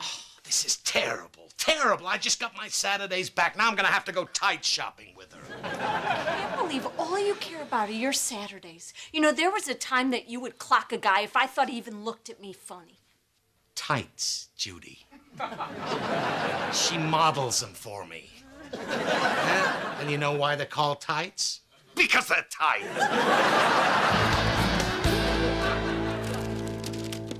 A humidifier. Brian, Tina, thank you so much. It's top of the line, trust me. Say goodbye to nosebleeds forever. Well, I want to thank you all Not so fast, Anna. I think Lauren has something for you. More presents? It's nice to see a family that loves each other so much. Yeah. Lauren's got a poem. Oh, a poem? It's nothing special. You know, I'll just send it to you tomorrow. No, I would love for the poetess to recite it for me. Yeah, this should be good. Little Miss Nana sat on a banana, eating her cheese ball and wine. Then along came her birthday, which was surf and turf day at Denny's for $8.99. I think that was my favorite present. I'm deathly allergic to shellfish, but what a sweet poem. Sorry. I should go fix my face. Her favorite present? What a rip.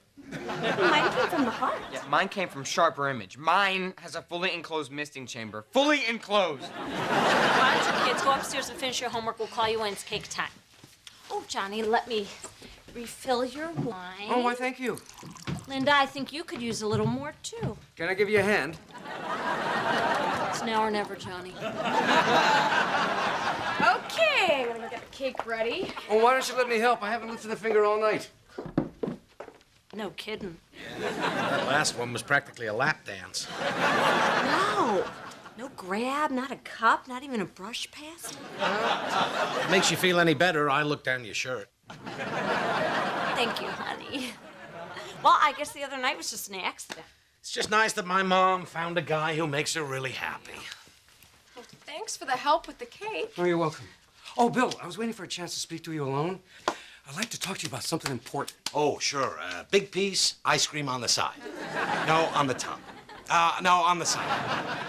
Actually, I was thinking about asking your mother to move in with me. Wow, you guys are getting pretty serious, huh? Well, I'm not getting any younger, so I was wondering if you'd give me your blessing. Now, take your time and think it... Yes. Well, thanks, Bill. I appreciate that. Oh, sorry about the sugar. Oh, don't worry. Come here. Oh, good. Another hug. He really does seem like a nice guy. Yeah, I agree. Just seen how helpful he was with the cake.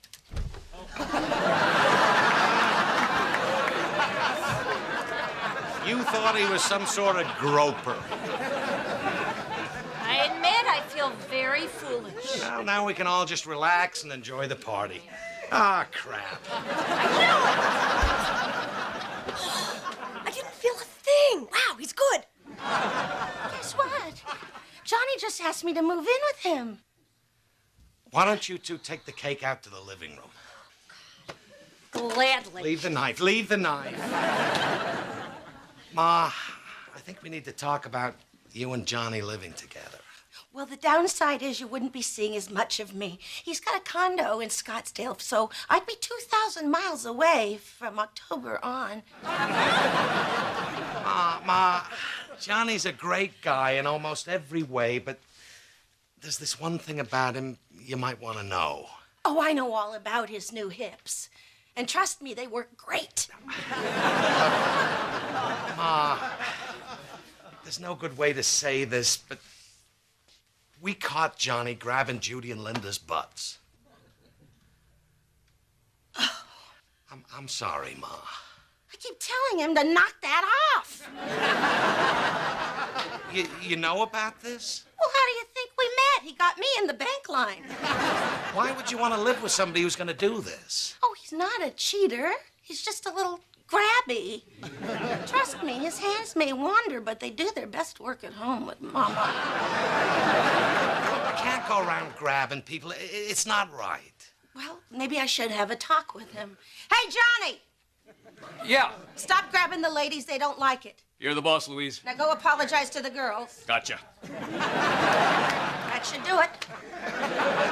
Are you sure you're not rushing into things, moving in with him already? Oh, relax. I haven't decided anything yet. But you know what's really cute? What? You. At first, I thought you were happy I found Johnny so that you wouldn't have to do errands with me. No, No. But now I see how protective you are of me.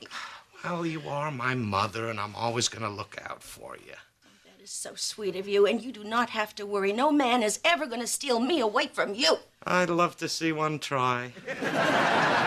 Billy, you're going to make me cry. Oh, come on. Let's go blow out your candles. Oh, what a happy birthday. I can't believe I'm so lucky to have two caring, sensitive men in my life.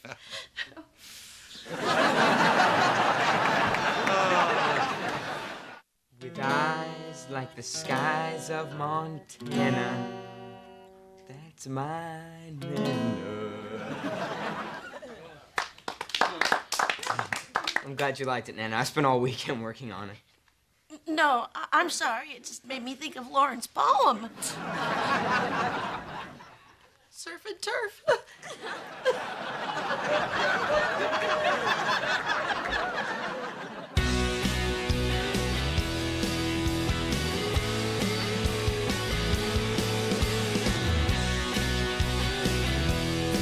I wouldn't have it any other way, 'cause you make me happy.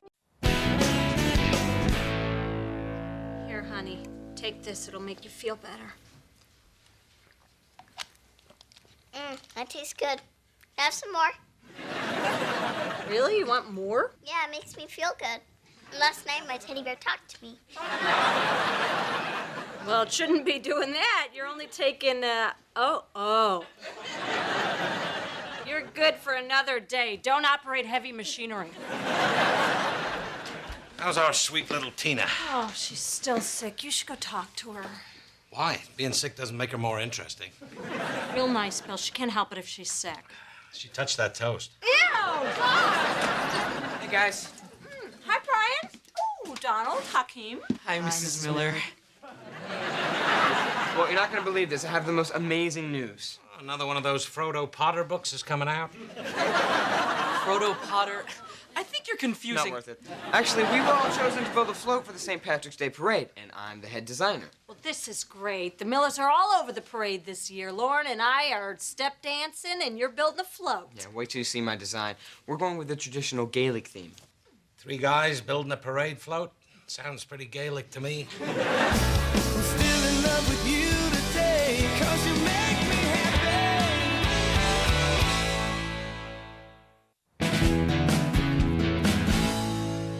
Oh, wow. Irish dancing is quite a workout. Yeah, I just hope we get the routine down in time for the parade. Are you kidding? We are great. We're not just mothers and daughters. We're river dancers. Any chance we can get her to dance into the river? Come on, be nice. Lauren's mom is really enthusiastic. Get real, Becca. I know she sucks. Oh, good, because she's really bad. You have to say something to her. I will. Man, you guys are so lucky to have moms who don't want to be involved in your lives. I know. Having my mom in rehab is like the best thing that ever happened to me. Hey, guys. Hey, Scotty. Oh, hey, Lauren. Becca and Kristen, right? Hi. Oh, my God. Those are names. I saw your game last week. You were awesome. Yeah, that's my boy. And let this be a little bit of warning for you girls about beer before and after. Good to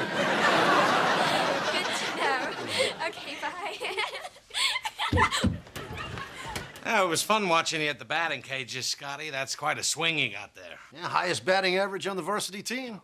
You've been a star since you were in Little League. Yeah, only because you were such a good coach. Well, it's not just me. Who am I kidding? Of course it's me, huh?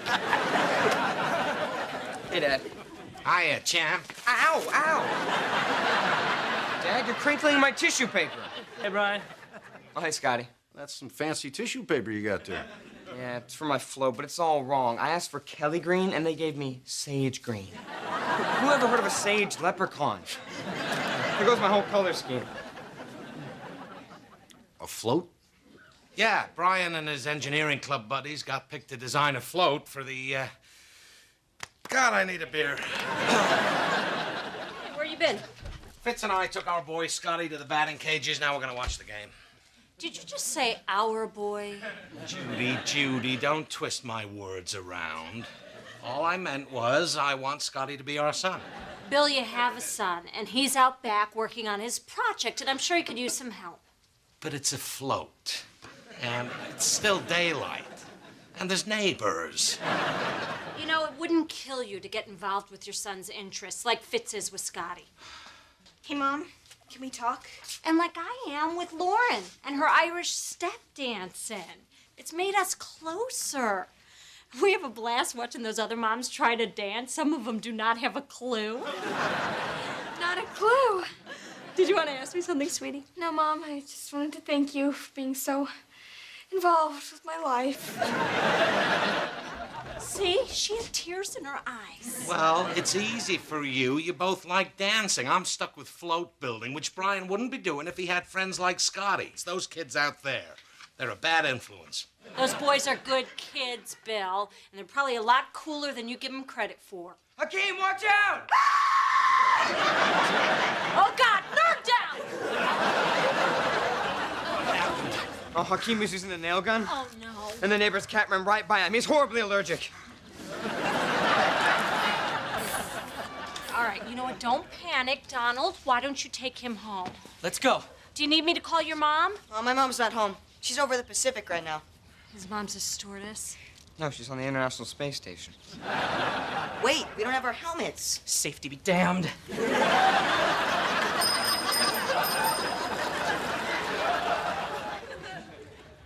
Wow. Great. Now how am I gonna get all this done by myself? Yeah, where's Brian gonna find someone who knows how to work with tools and has the whole day free? Ah, Judy, I see where you're going with this. Scotty, can you come out here? That's not what I meant. Dad, Scotty's not in the engineering club. We're not even friends. Sure you are. Remember when you were little and Fitz would bring Scotty over? You guys were inseparable. Dad, we were in a playpen. What's up? Brian needs your help with this float. Oh, you need a hand? I guess, but if you don't really want to... He's just being shy. He really misses hanging out with you like the old days. You remember that playpen? Oh, good times. Come on, Judy, let's go. Aren't you gonna stay and help? No, it's like you always say, too many cooks in the kitchen. I never say that. I'm always begging for help in the kitchen.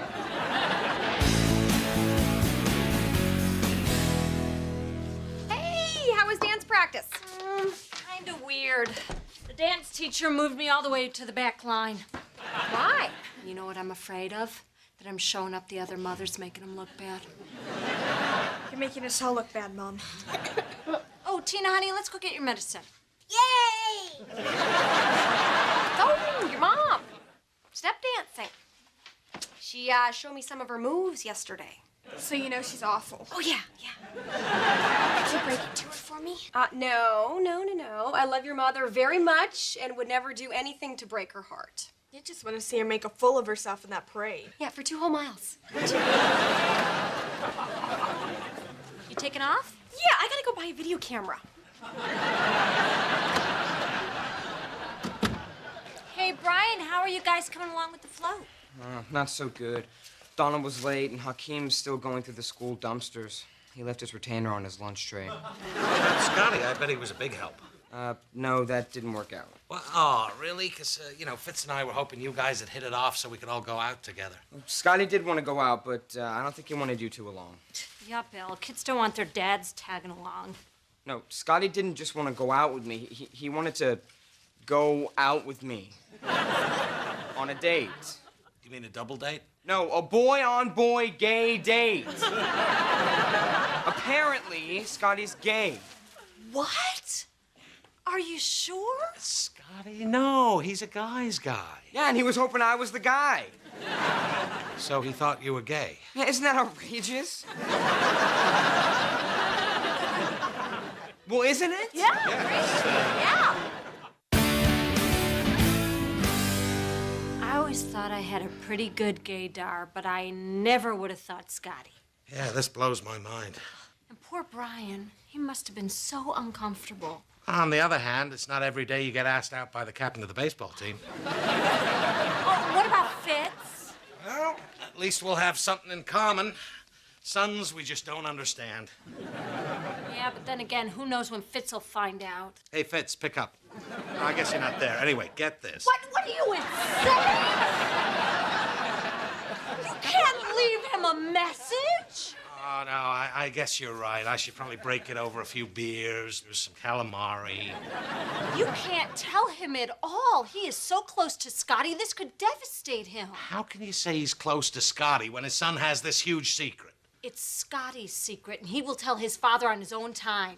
It's just that... All right, I'll take you for calamari. Okay, then I'm good.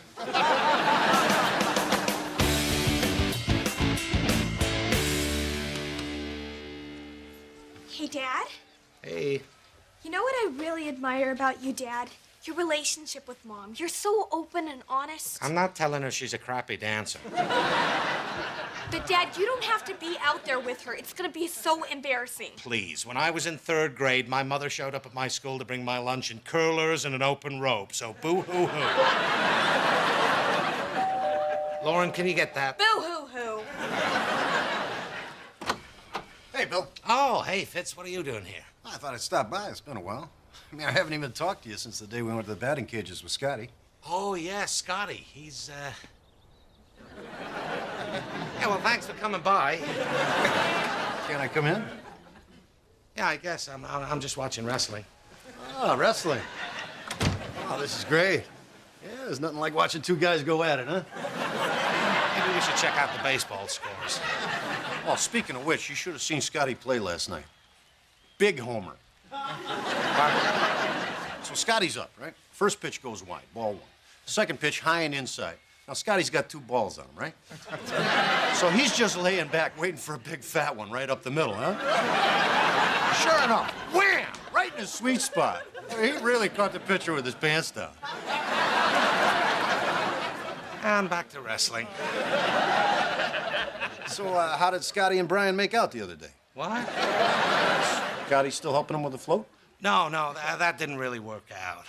How come?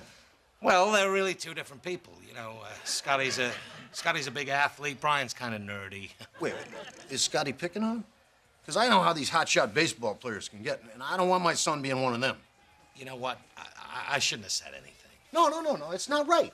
I mean, this kind of stuff is unacceptable, and I didn't raise my son to be like that. Bill, I can't believe you told him. I didn't tell him anything. Oh, so he just figured out on his own that Scotty's gay. What? No, he heard it from you. Oh. Oh, geez. Okay, buddy, the thing is, we found out there might be a small chance that Scotty might be a little bit gay. He asked Brian out on a boy-on-boy gay date. Wow. This is so surprising. I know, Fitz. I'm sorry you had to hear it this way. No, I just didn't know he was ready to start telling people. Wait a minute, so you know Scotty's gay? Oh, yeah, sure. I mean, he's my son. Yeah, he came out to me and Marion about a year ago. And you fine with all this? Well, it took us a little while to adjust to it, but no matter what, he's still a great kid. Well, good for you being all okay with your gay son. Kind of glad you found out, actually. You know, it's getting harder and harder to keep it from you. You know, what with the support group we joined and the gay softball league. Sounds like you're all over this gay stuff. You know, you got to stay involved if you want to stay close to your kid. You're right. And you know what? This is a big wake-up call for me. If you can be close to your gay son, there's no reason why Brian and I can't be closer. Good for you, honey. You know, all this time I blame Brian for the fact that we don't connect, but, you know, maybe it's me. Okay, this rainbow is just the kind of dazzle my parade float needs. No, it's him. Hey, Brian, buddy. I'm here to help you with your... Whoa, Mama. Welcome to our world of Celtic wonders. Hey, Dad, check this out. They dance.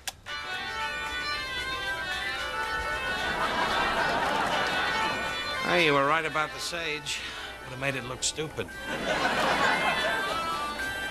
Listen, Brian, I know I haven't taken much interest in things that matter to you, but that's all about to change right now.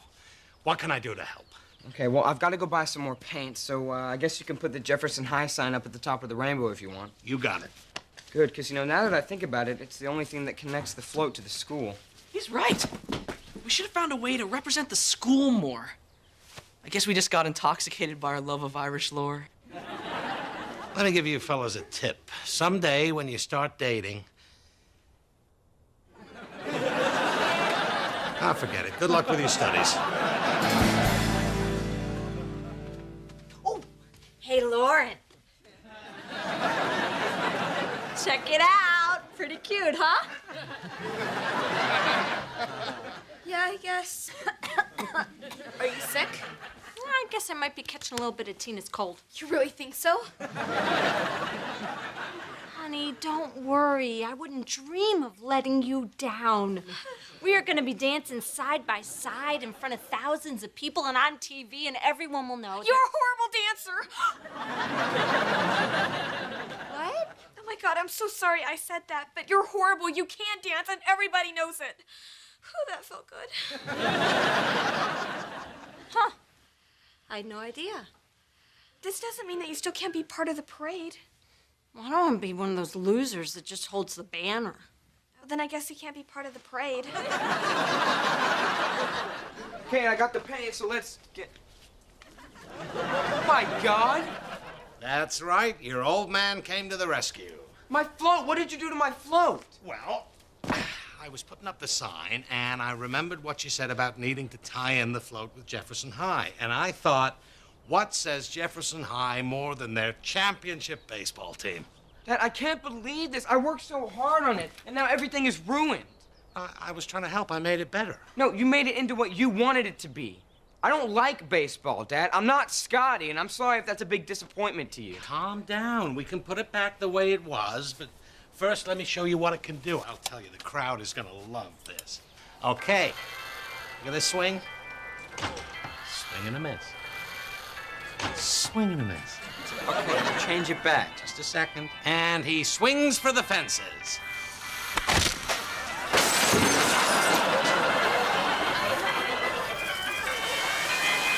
Dad, stop it!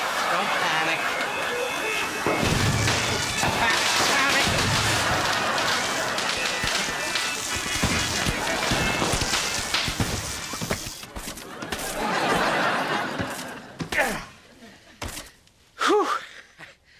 Well, the important thing is we're safe, and we've shared a father-son moment we'll always remember. Dad, how could you do this? You've wrecked everything. Well, I mean, maybe we can fix it. I mean, it's not really that... Oh, still on fire, still on fire. No, it's too late. The parade is tomorrow. Just forget it. Well, what are you gonna do? Well, I guess I'll have to put on my leprechaun costume and dance on the float myself. And if that embarrasses you, you can just stay home. Brian, wait. You have a leprechaun costume?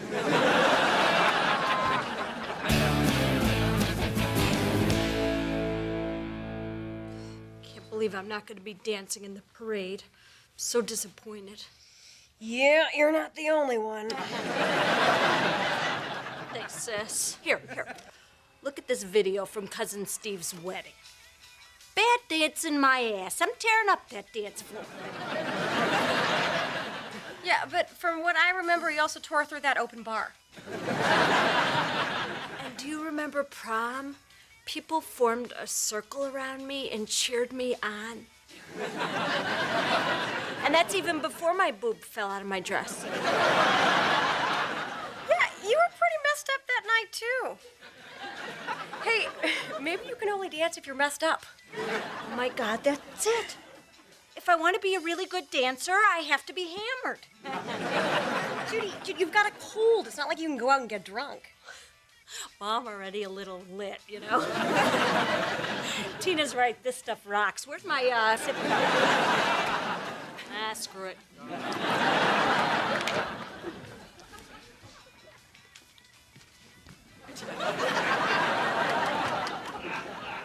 Not bad, huh? No, you're actually good. Damn it. I'm gonna put on my dress and I'm dancing in that parade. Yeah, I better go with you. Make sure your boob stays in.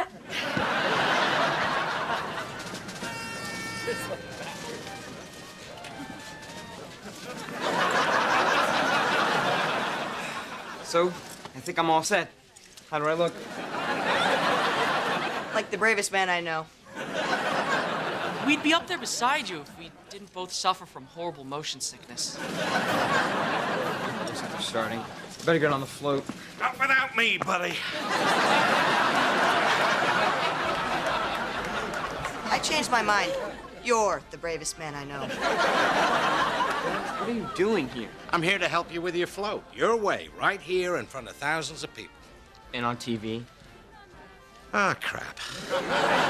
Yeah, I'm a leprechaun. You want a piece of this magic? Come on, buddy. Yeah, that's what I thought. Dad, you don't have to do this if you don't want to. No, I want to, because this is important to you. And if that includes walking a mile in your leprechaun shoes, then so be it. Thanks, Dad, this means a lot. What are you looking at? We're little people, we love each other. Oh, looks like they're starting. So, do we just stand on the float and wave? Actually, we frolic and throw pixie dust. Of course we do.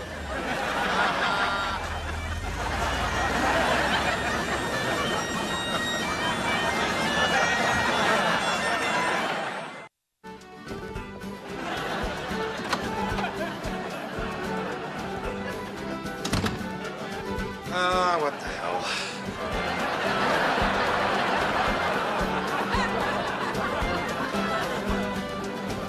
Mom, it's time for my medicine. I think I've had enough.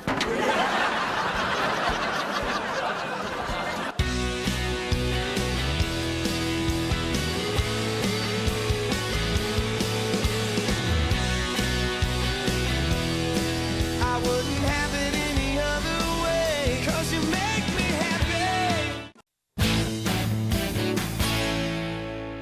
I don't believe it. You went grocery shopping? Don't act so surprised. I don't just hunt, I gather. Pretzels, chips, another kind of chips.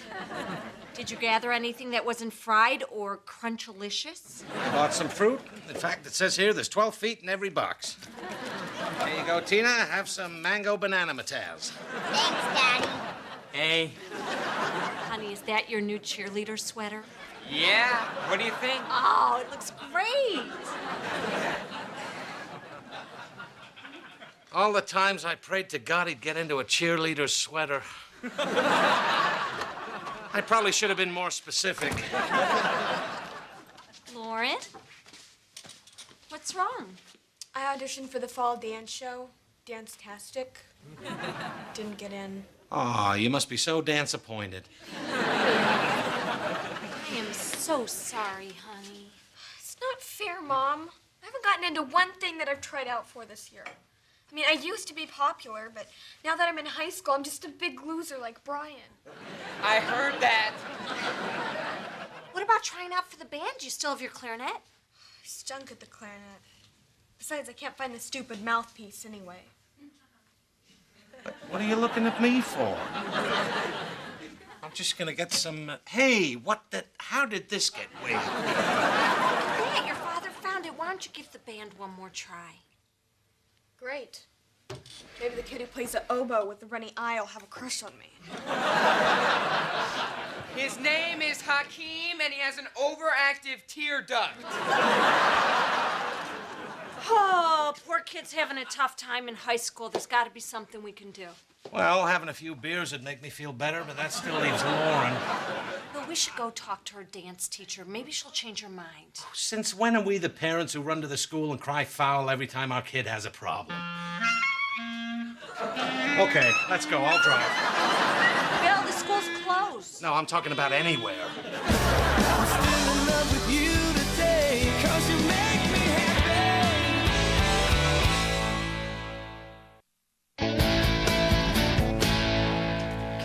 when we go in there, let's not get too emotional. We'll just explain that Lauren loves to dance. It's so funny. Wiener. The dance teacher's name's Mrs. Wiener. Okay, you know what? We're both adults. We can do this. We're just gonna walk in there and look Wiener right in the eye. Okay. Clearly, we cannot do this together, so I will go in by myself. I'm sorry, Judy. Good luck. Don't ride Wiener too hard. Kids. They don't have any imagination these days. Oh my God. No, I found it like that. Bill Miller, it's me, Madeline Beck from high school. Madeline Beck? I didn't even recognize you. Well, I got a haircut and stopped wearing ponchos. What are you doing here? You're not still a senior, are you? I'll have you know I graduated second out of my class among the three of us that had to finish up over the summer, so I thought you moved to Ohio. I did, but I moved back, and now I'm the new English teacher, and I'm also head of the bra department. So what have you been doing all these years? You follow football? No. I played a couple of seasons in the NFL. Now I'm married with some kids. Wait, are you Lauren Miller's father? Well, that's what the courts say. She's in my freshman English class. She's great. You know, now that I think about it, she has your eyes. And the same way of using her hands. You know, I always loved your hands, Bill. They're very elegant. Well, I never really thought about that, but now that you mention it... You know, we had a lot of fun that one summer down by the beach. Oh, yeah, that was pretty hot. Sure was. And pretty humid, too. Well, I've got to get to the theater, but you know, this really made my day. I hope I see you more often. Yeah. Bye, Madeline. Thanks for taking the time to see me, Mrs. Weiner. Well, I think I convinced her. I just told her that outside activity would boost Lauren's What are you doing? Looking at my hands. Do you ever notice how elegant they are? Bill, whatever you stuck your hand in while I was gone, I'm not smelling it.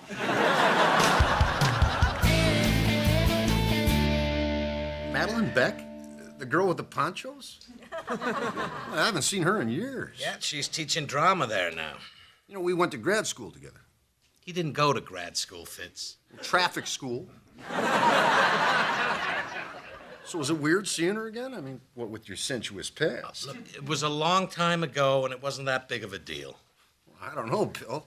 One of my most vivid memories of high school is you and her on that beach that night. You weren't there. No, I was not.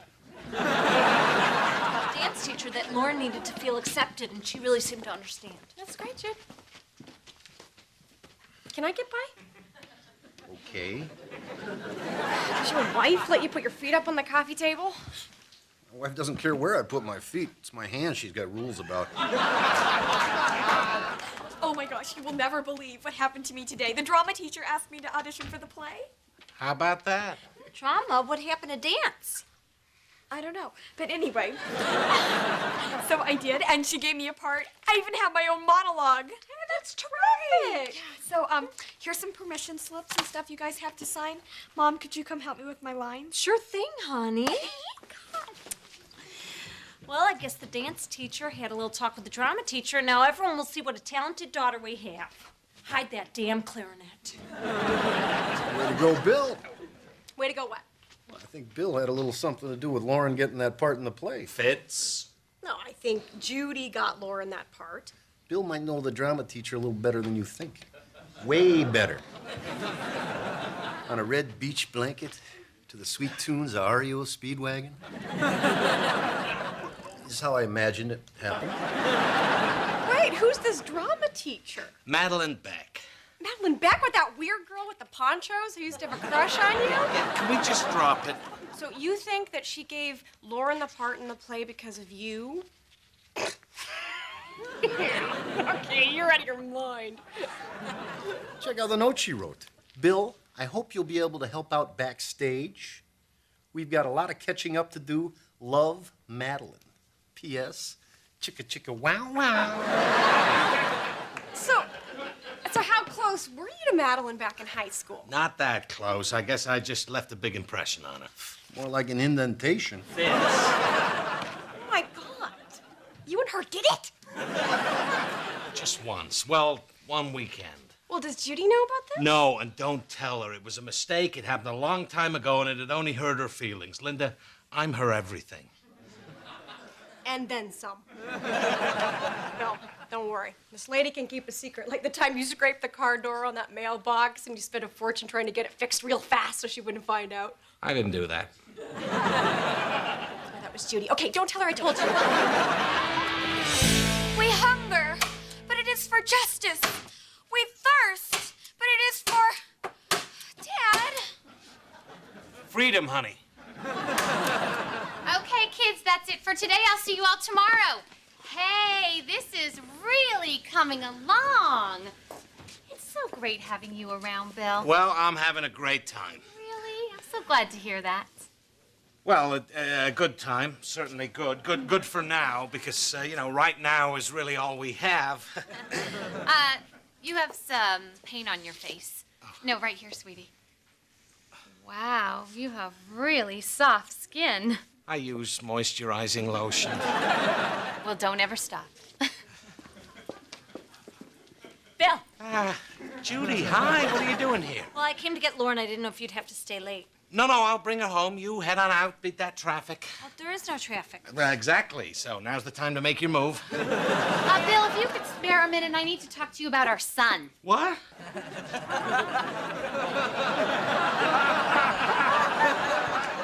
I think you might have made it too yellow. Oh, that sun. Sure, it can be any color you want, as long as it doesn't look anything like me. Judy Michaels. Yes. It's me, Madeline Beck. Madeline Beck? What are you doing here? I'm Lauren's drama teacher. Bill, you didn't tell me Madeline Beck was a drama teacher. What? I thought I did, didn't I? So you two are married? Bill didn't tell me that. What? I thought I did, didn't I? Well, Lauren's doing great in the play, and I just love your husband. Oh, whoa, this thing should have a safety. Hi, Mom. You have to come see my costume. Oh, okay, I'll be right back. Bill, I know I'm becoming a total nag, but I need a huge favor. I have a grandfather clock that would look great in the bedroom scene. Could you come by my place later and pick it up? Oh, I don't know, your place. There's a beer in it for you and some leftover chili if you play your cards right. I can't. I have to play cards with the elderly. Yeah, every Tuesday I play cards with the elderly. You are so sweet. Can you help me tomorrow night? No, I got basketball with the elderly. Well, how about this afternoon? Look, I just can't. All right, Bill. I just thought because you had a van, you could help me out, but I'll ask someone else. Bill. Lauren's waiting in the car. We're going to take off. Okay, I'll walk out with you. So Madeline Beck looks pretty good, huh? Oh, you think? I didn't notice. Remember that she had that huge crush on you and we always made such fun of her? I don't remember a crush. Bill, you screwdriver. I did not. Oh, thank you, sweetie.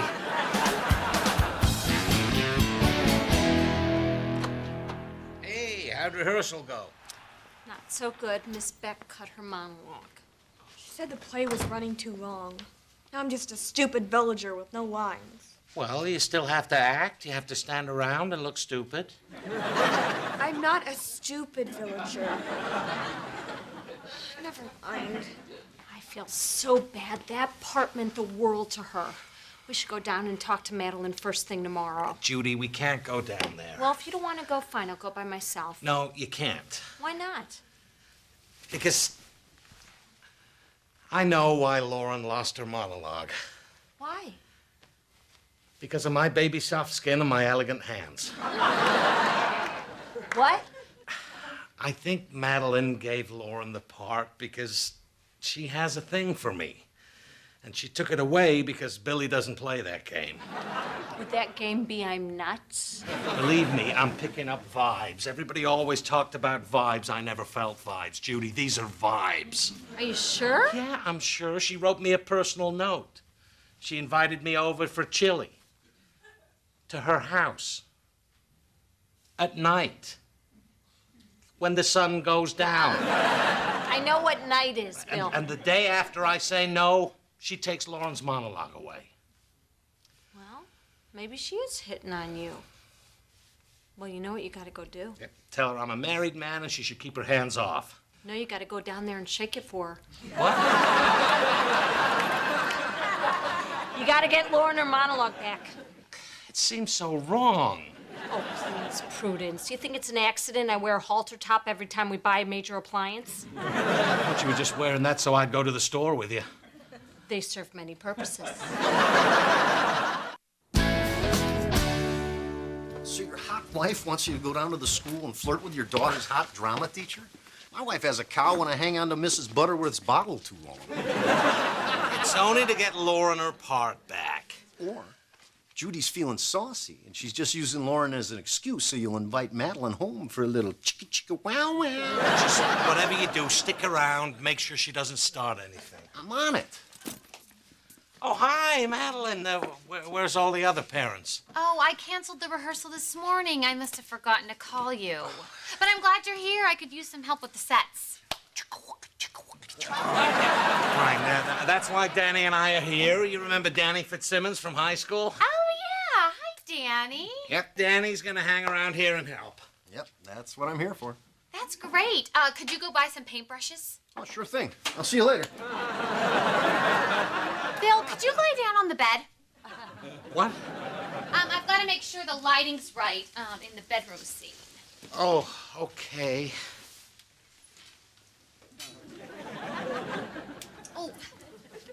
Oh, perfect. Right in the hot spot.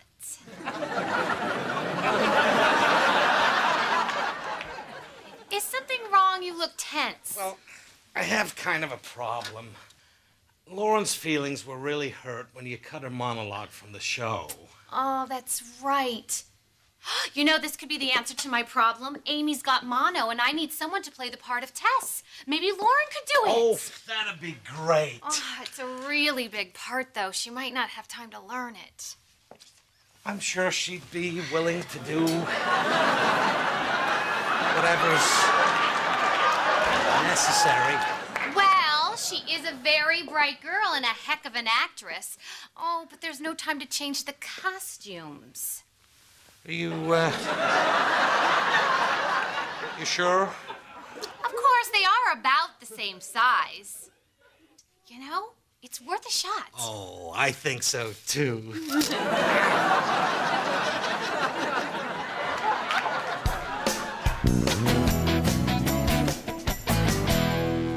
Listen to this. Lauren Miller would like to dedicate her performance to her mother and father for all their encouragement. Oh, that's so nice. I am so happy for Lauren. Guess it turns out that it was good that Madeline had a little thing for Bill, huh? Wait, well, you know about that? Oh, yeah, he told me all about it. Oh, what a relief. I don't have to keep that secret anymore. You know, I don't know what Bill was so worried about. I mean, it's not like you care who Bill had sex with 20 years ago. You slept with Madeline Beck? No. Linda told me you slept with her back in high school. Oh, in high school, yeah. I believe you. I told you she had a thing for me. Yeah, but I didn't know you thinged her back. What's going on back here? The play's about to start. Judy's just a little upset because she found out about us back in high school. Oh, this is awkward. Judy, it's no big deal. It happened 20 years ago, and it meant nothing. Well, let's not say it meant nothing. What are you talking about? I mean, come on, the touching, the hands, inviting me over for chili at night when the sun goes down. Now, it's obvious you still have feelings for me. Excuse me? We all know Lauren only got this part because of me. What? Lauren. I'll go after her. Bill, you've got it all wrong. I'm gay. She can't get far. Gay? How gay? Pretty gay. Lauren only got this part because she worked hard and deserved it. You weren't gay in high school. Well, I was leaning that way. In fact, it was soon after our little thing that I knew for sure.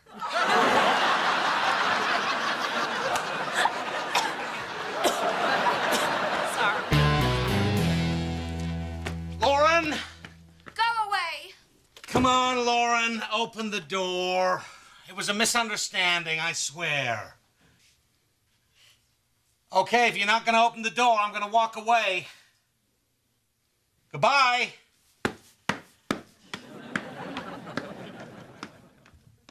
See ya. Dad, I know you're still there. All right. Look, this is a little embarrassing, but I thought Miss Beck gave you the part because she had a thing for me. She's gay. I know that now. And I didn't have anything to do with it either. People are born that way. Yeah, but you still thought I couldn't get the part on my own. But you did get it on your own. Miss Beck says you're really good. I'm sorry I got involved, but I never want to see you disappointed. She really thinks I'm good? Yeah. Are you sure? Maybe she just has a thing for me. Oh, yeah. But, Father, I'm afraid of Widow Johnson. Still can't believe you slept with Madeline. You didn't tell me about it. Yeah, but it was that summer, remember? Between junior year and senior year. We had that big fight, and then you left for Florida with your family. Oh, that summer. Florida. Oh, then forget about it. Yeah, you see, it's really not the... Wait, what do you mean forget about it? Well, it was, a free pass summer. Free pass summer? What the hell's a free pass summer? Well, I met a college guy. You turned a woman gay. Crazy summer, huh? Judy! Oh, come on. What are we talking about? This ancient history besides our daughters on stage. I am here. The wagon is ready for you. Goodbye. Goodbye. Let's have her a big monologue. I'm going to watch from the audience. Man, she forgot the video camera. Judy!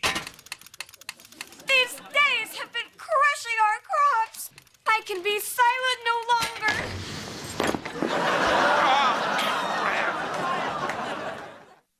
Bill, the dryer's broken. We need to get a new one. Why can't we just fix it? We really can't afford a new... Oh, we're gonna do it that way.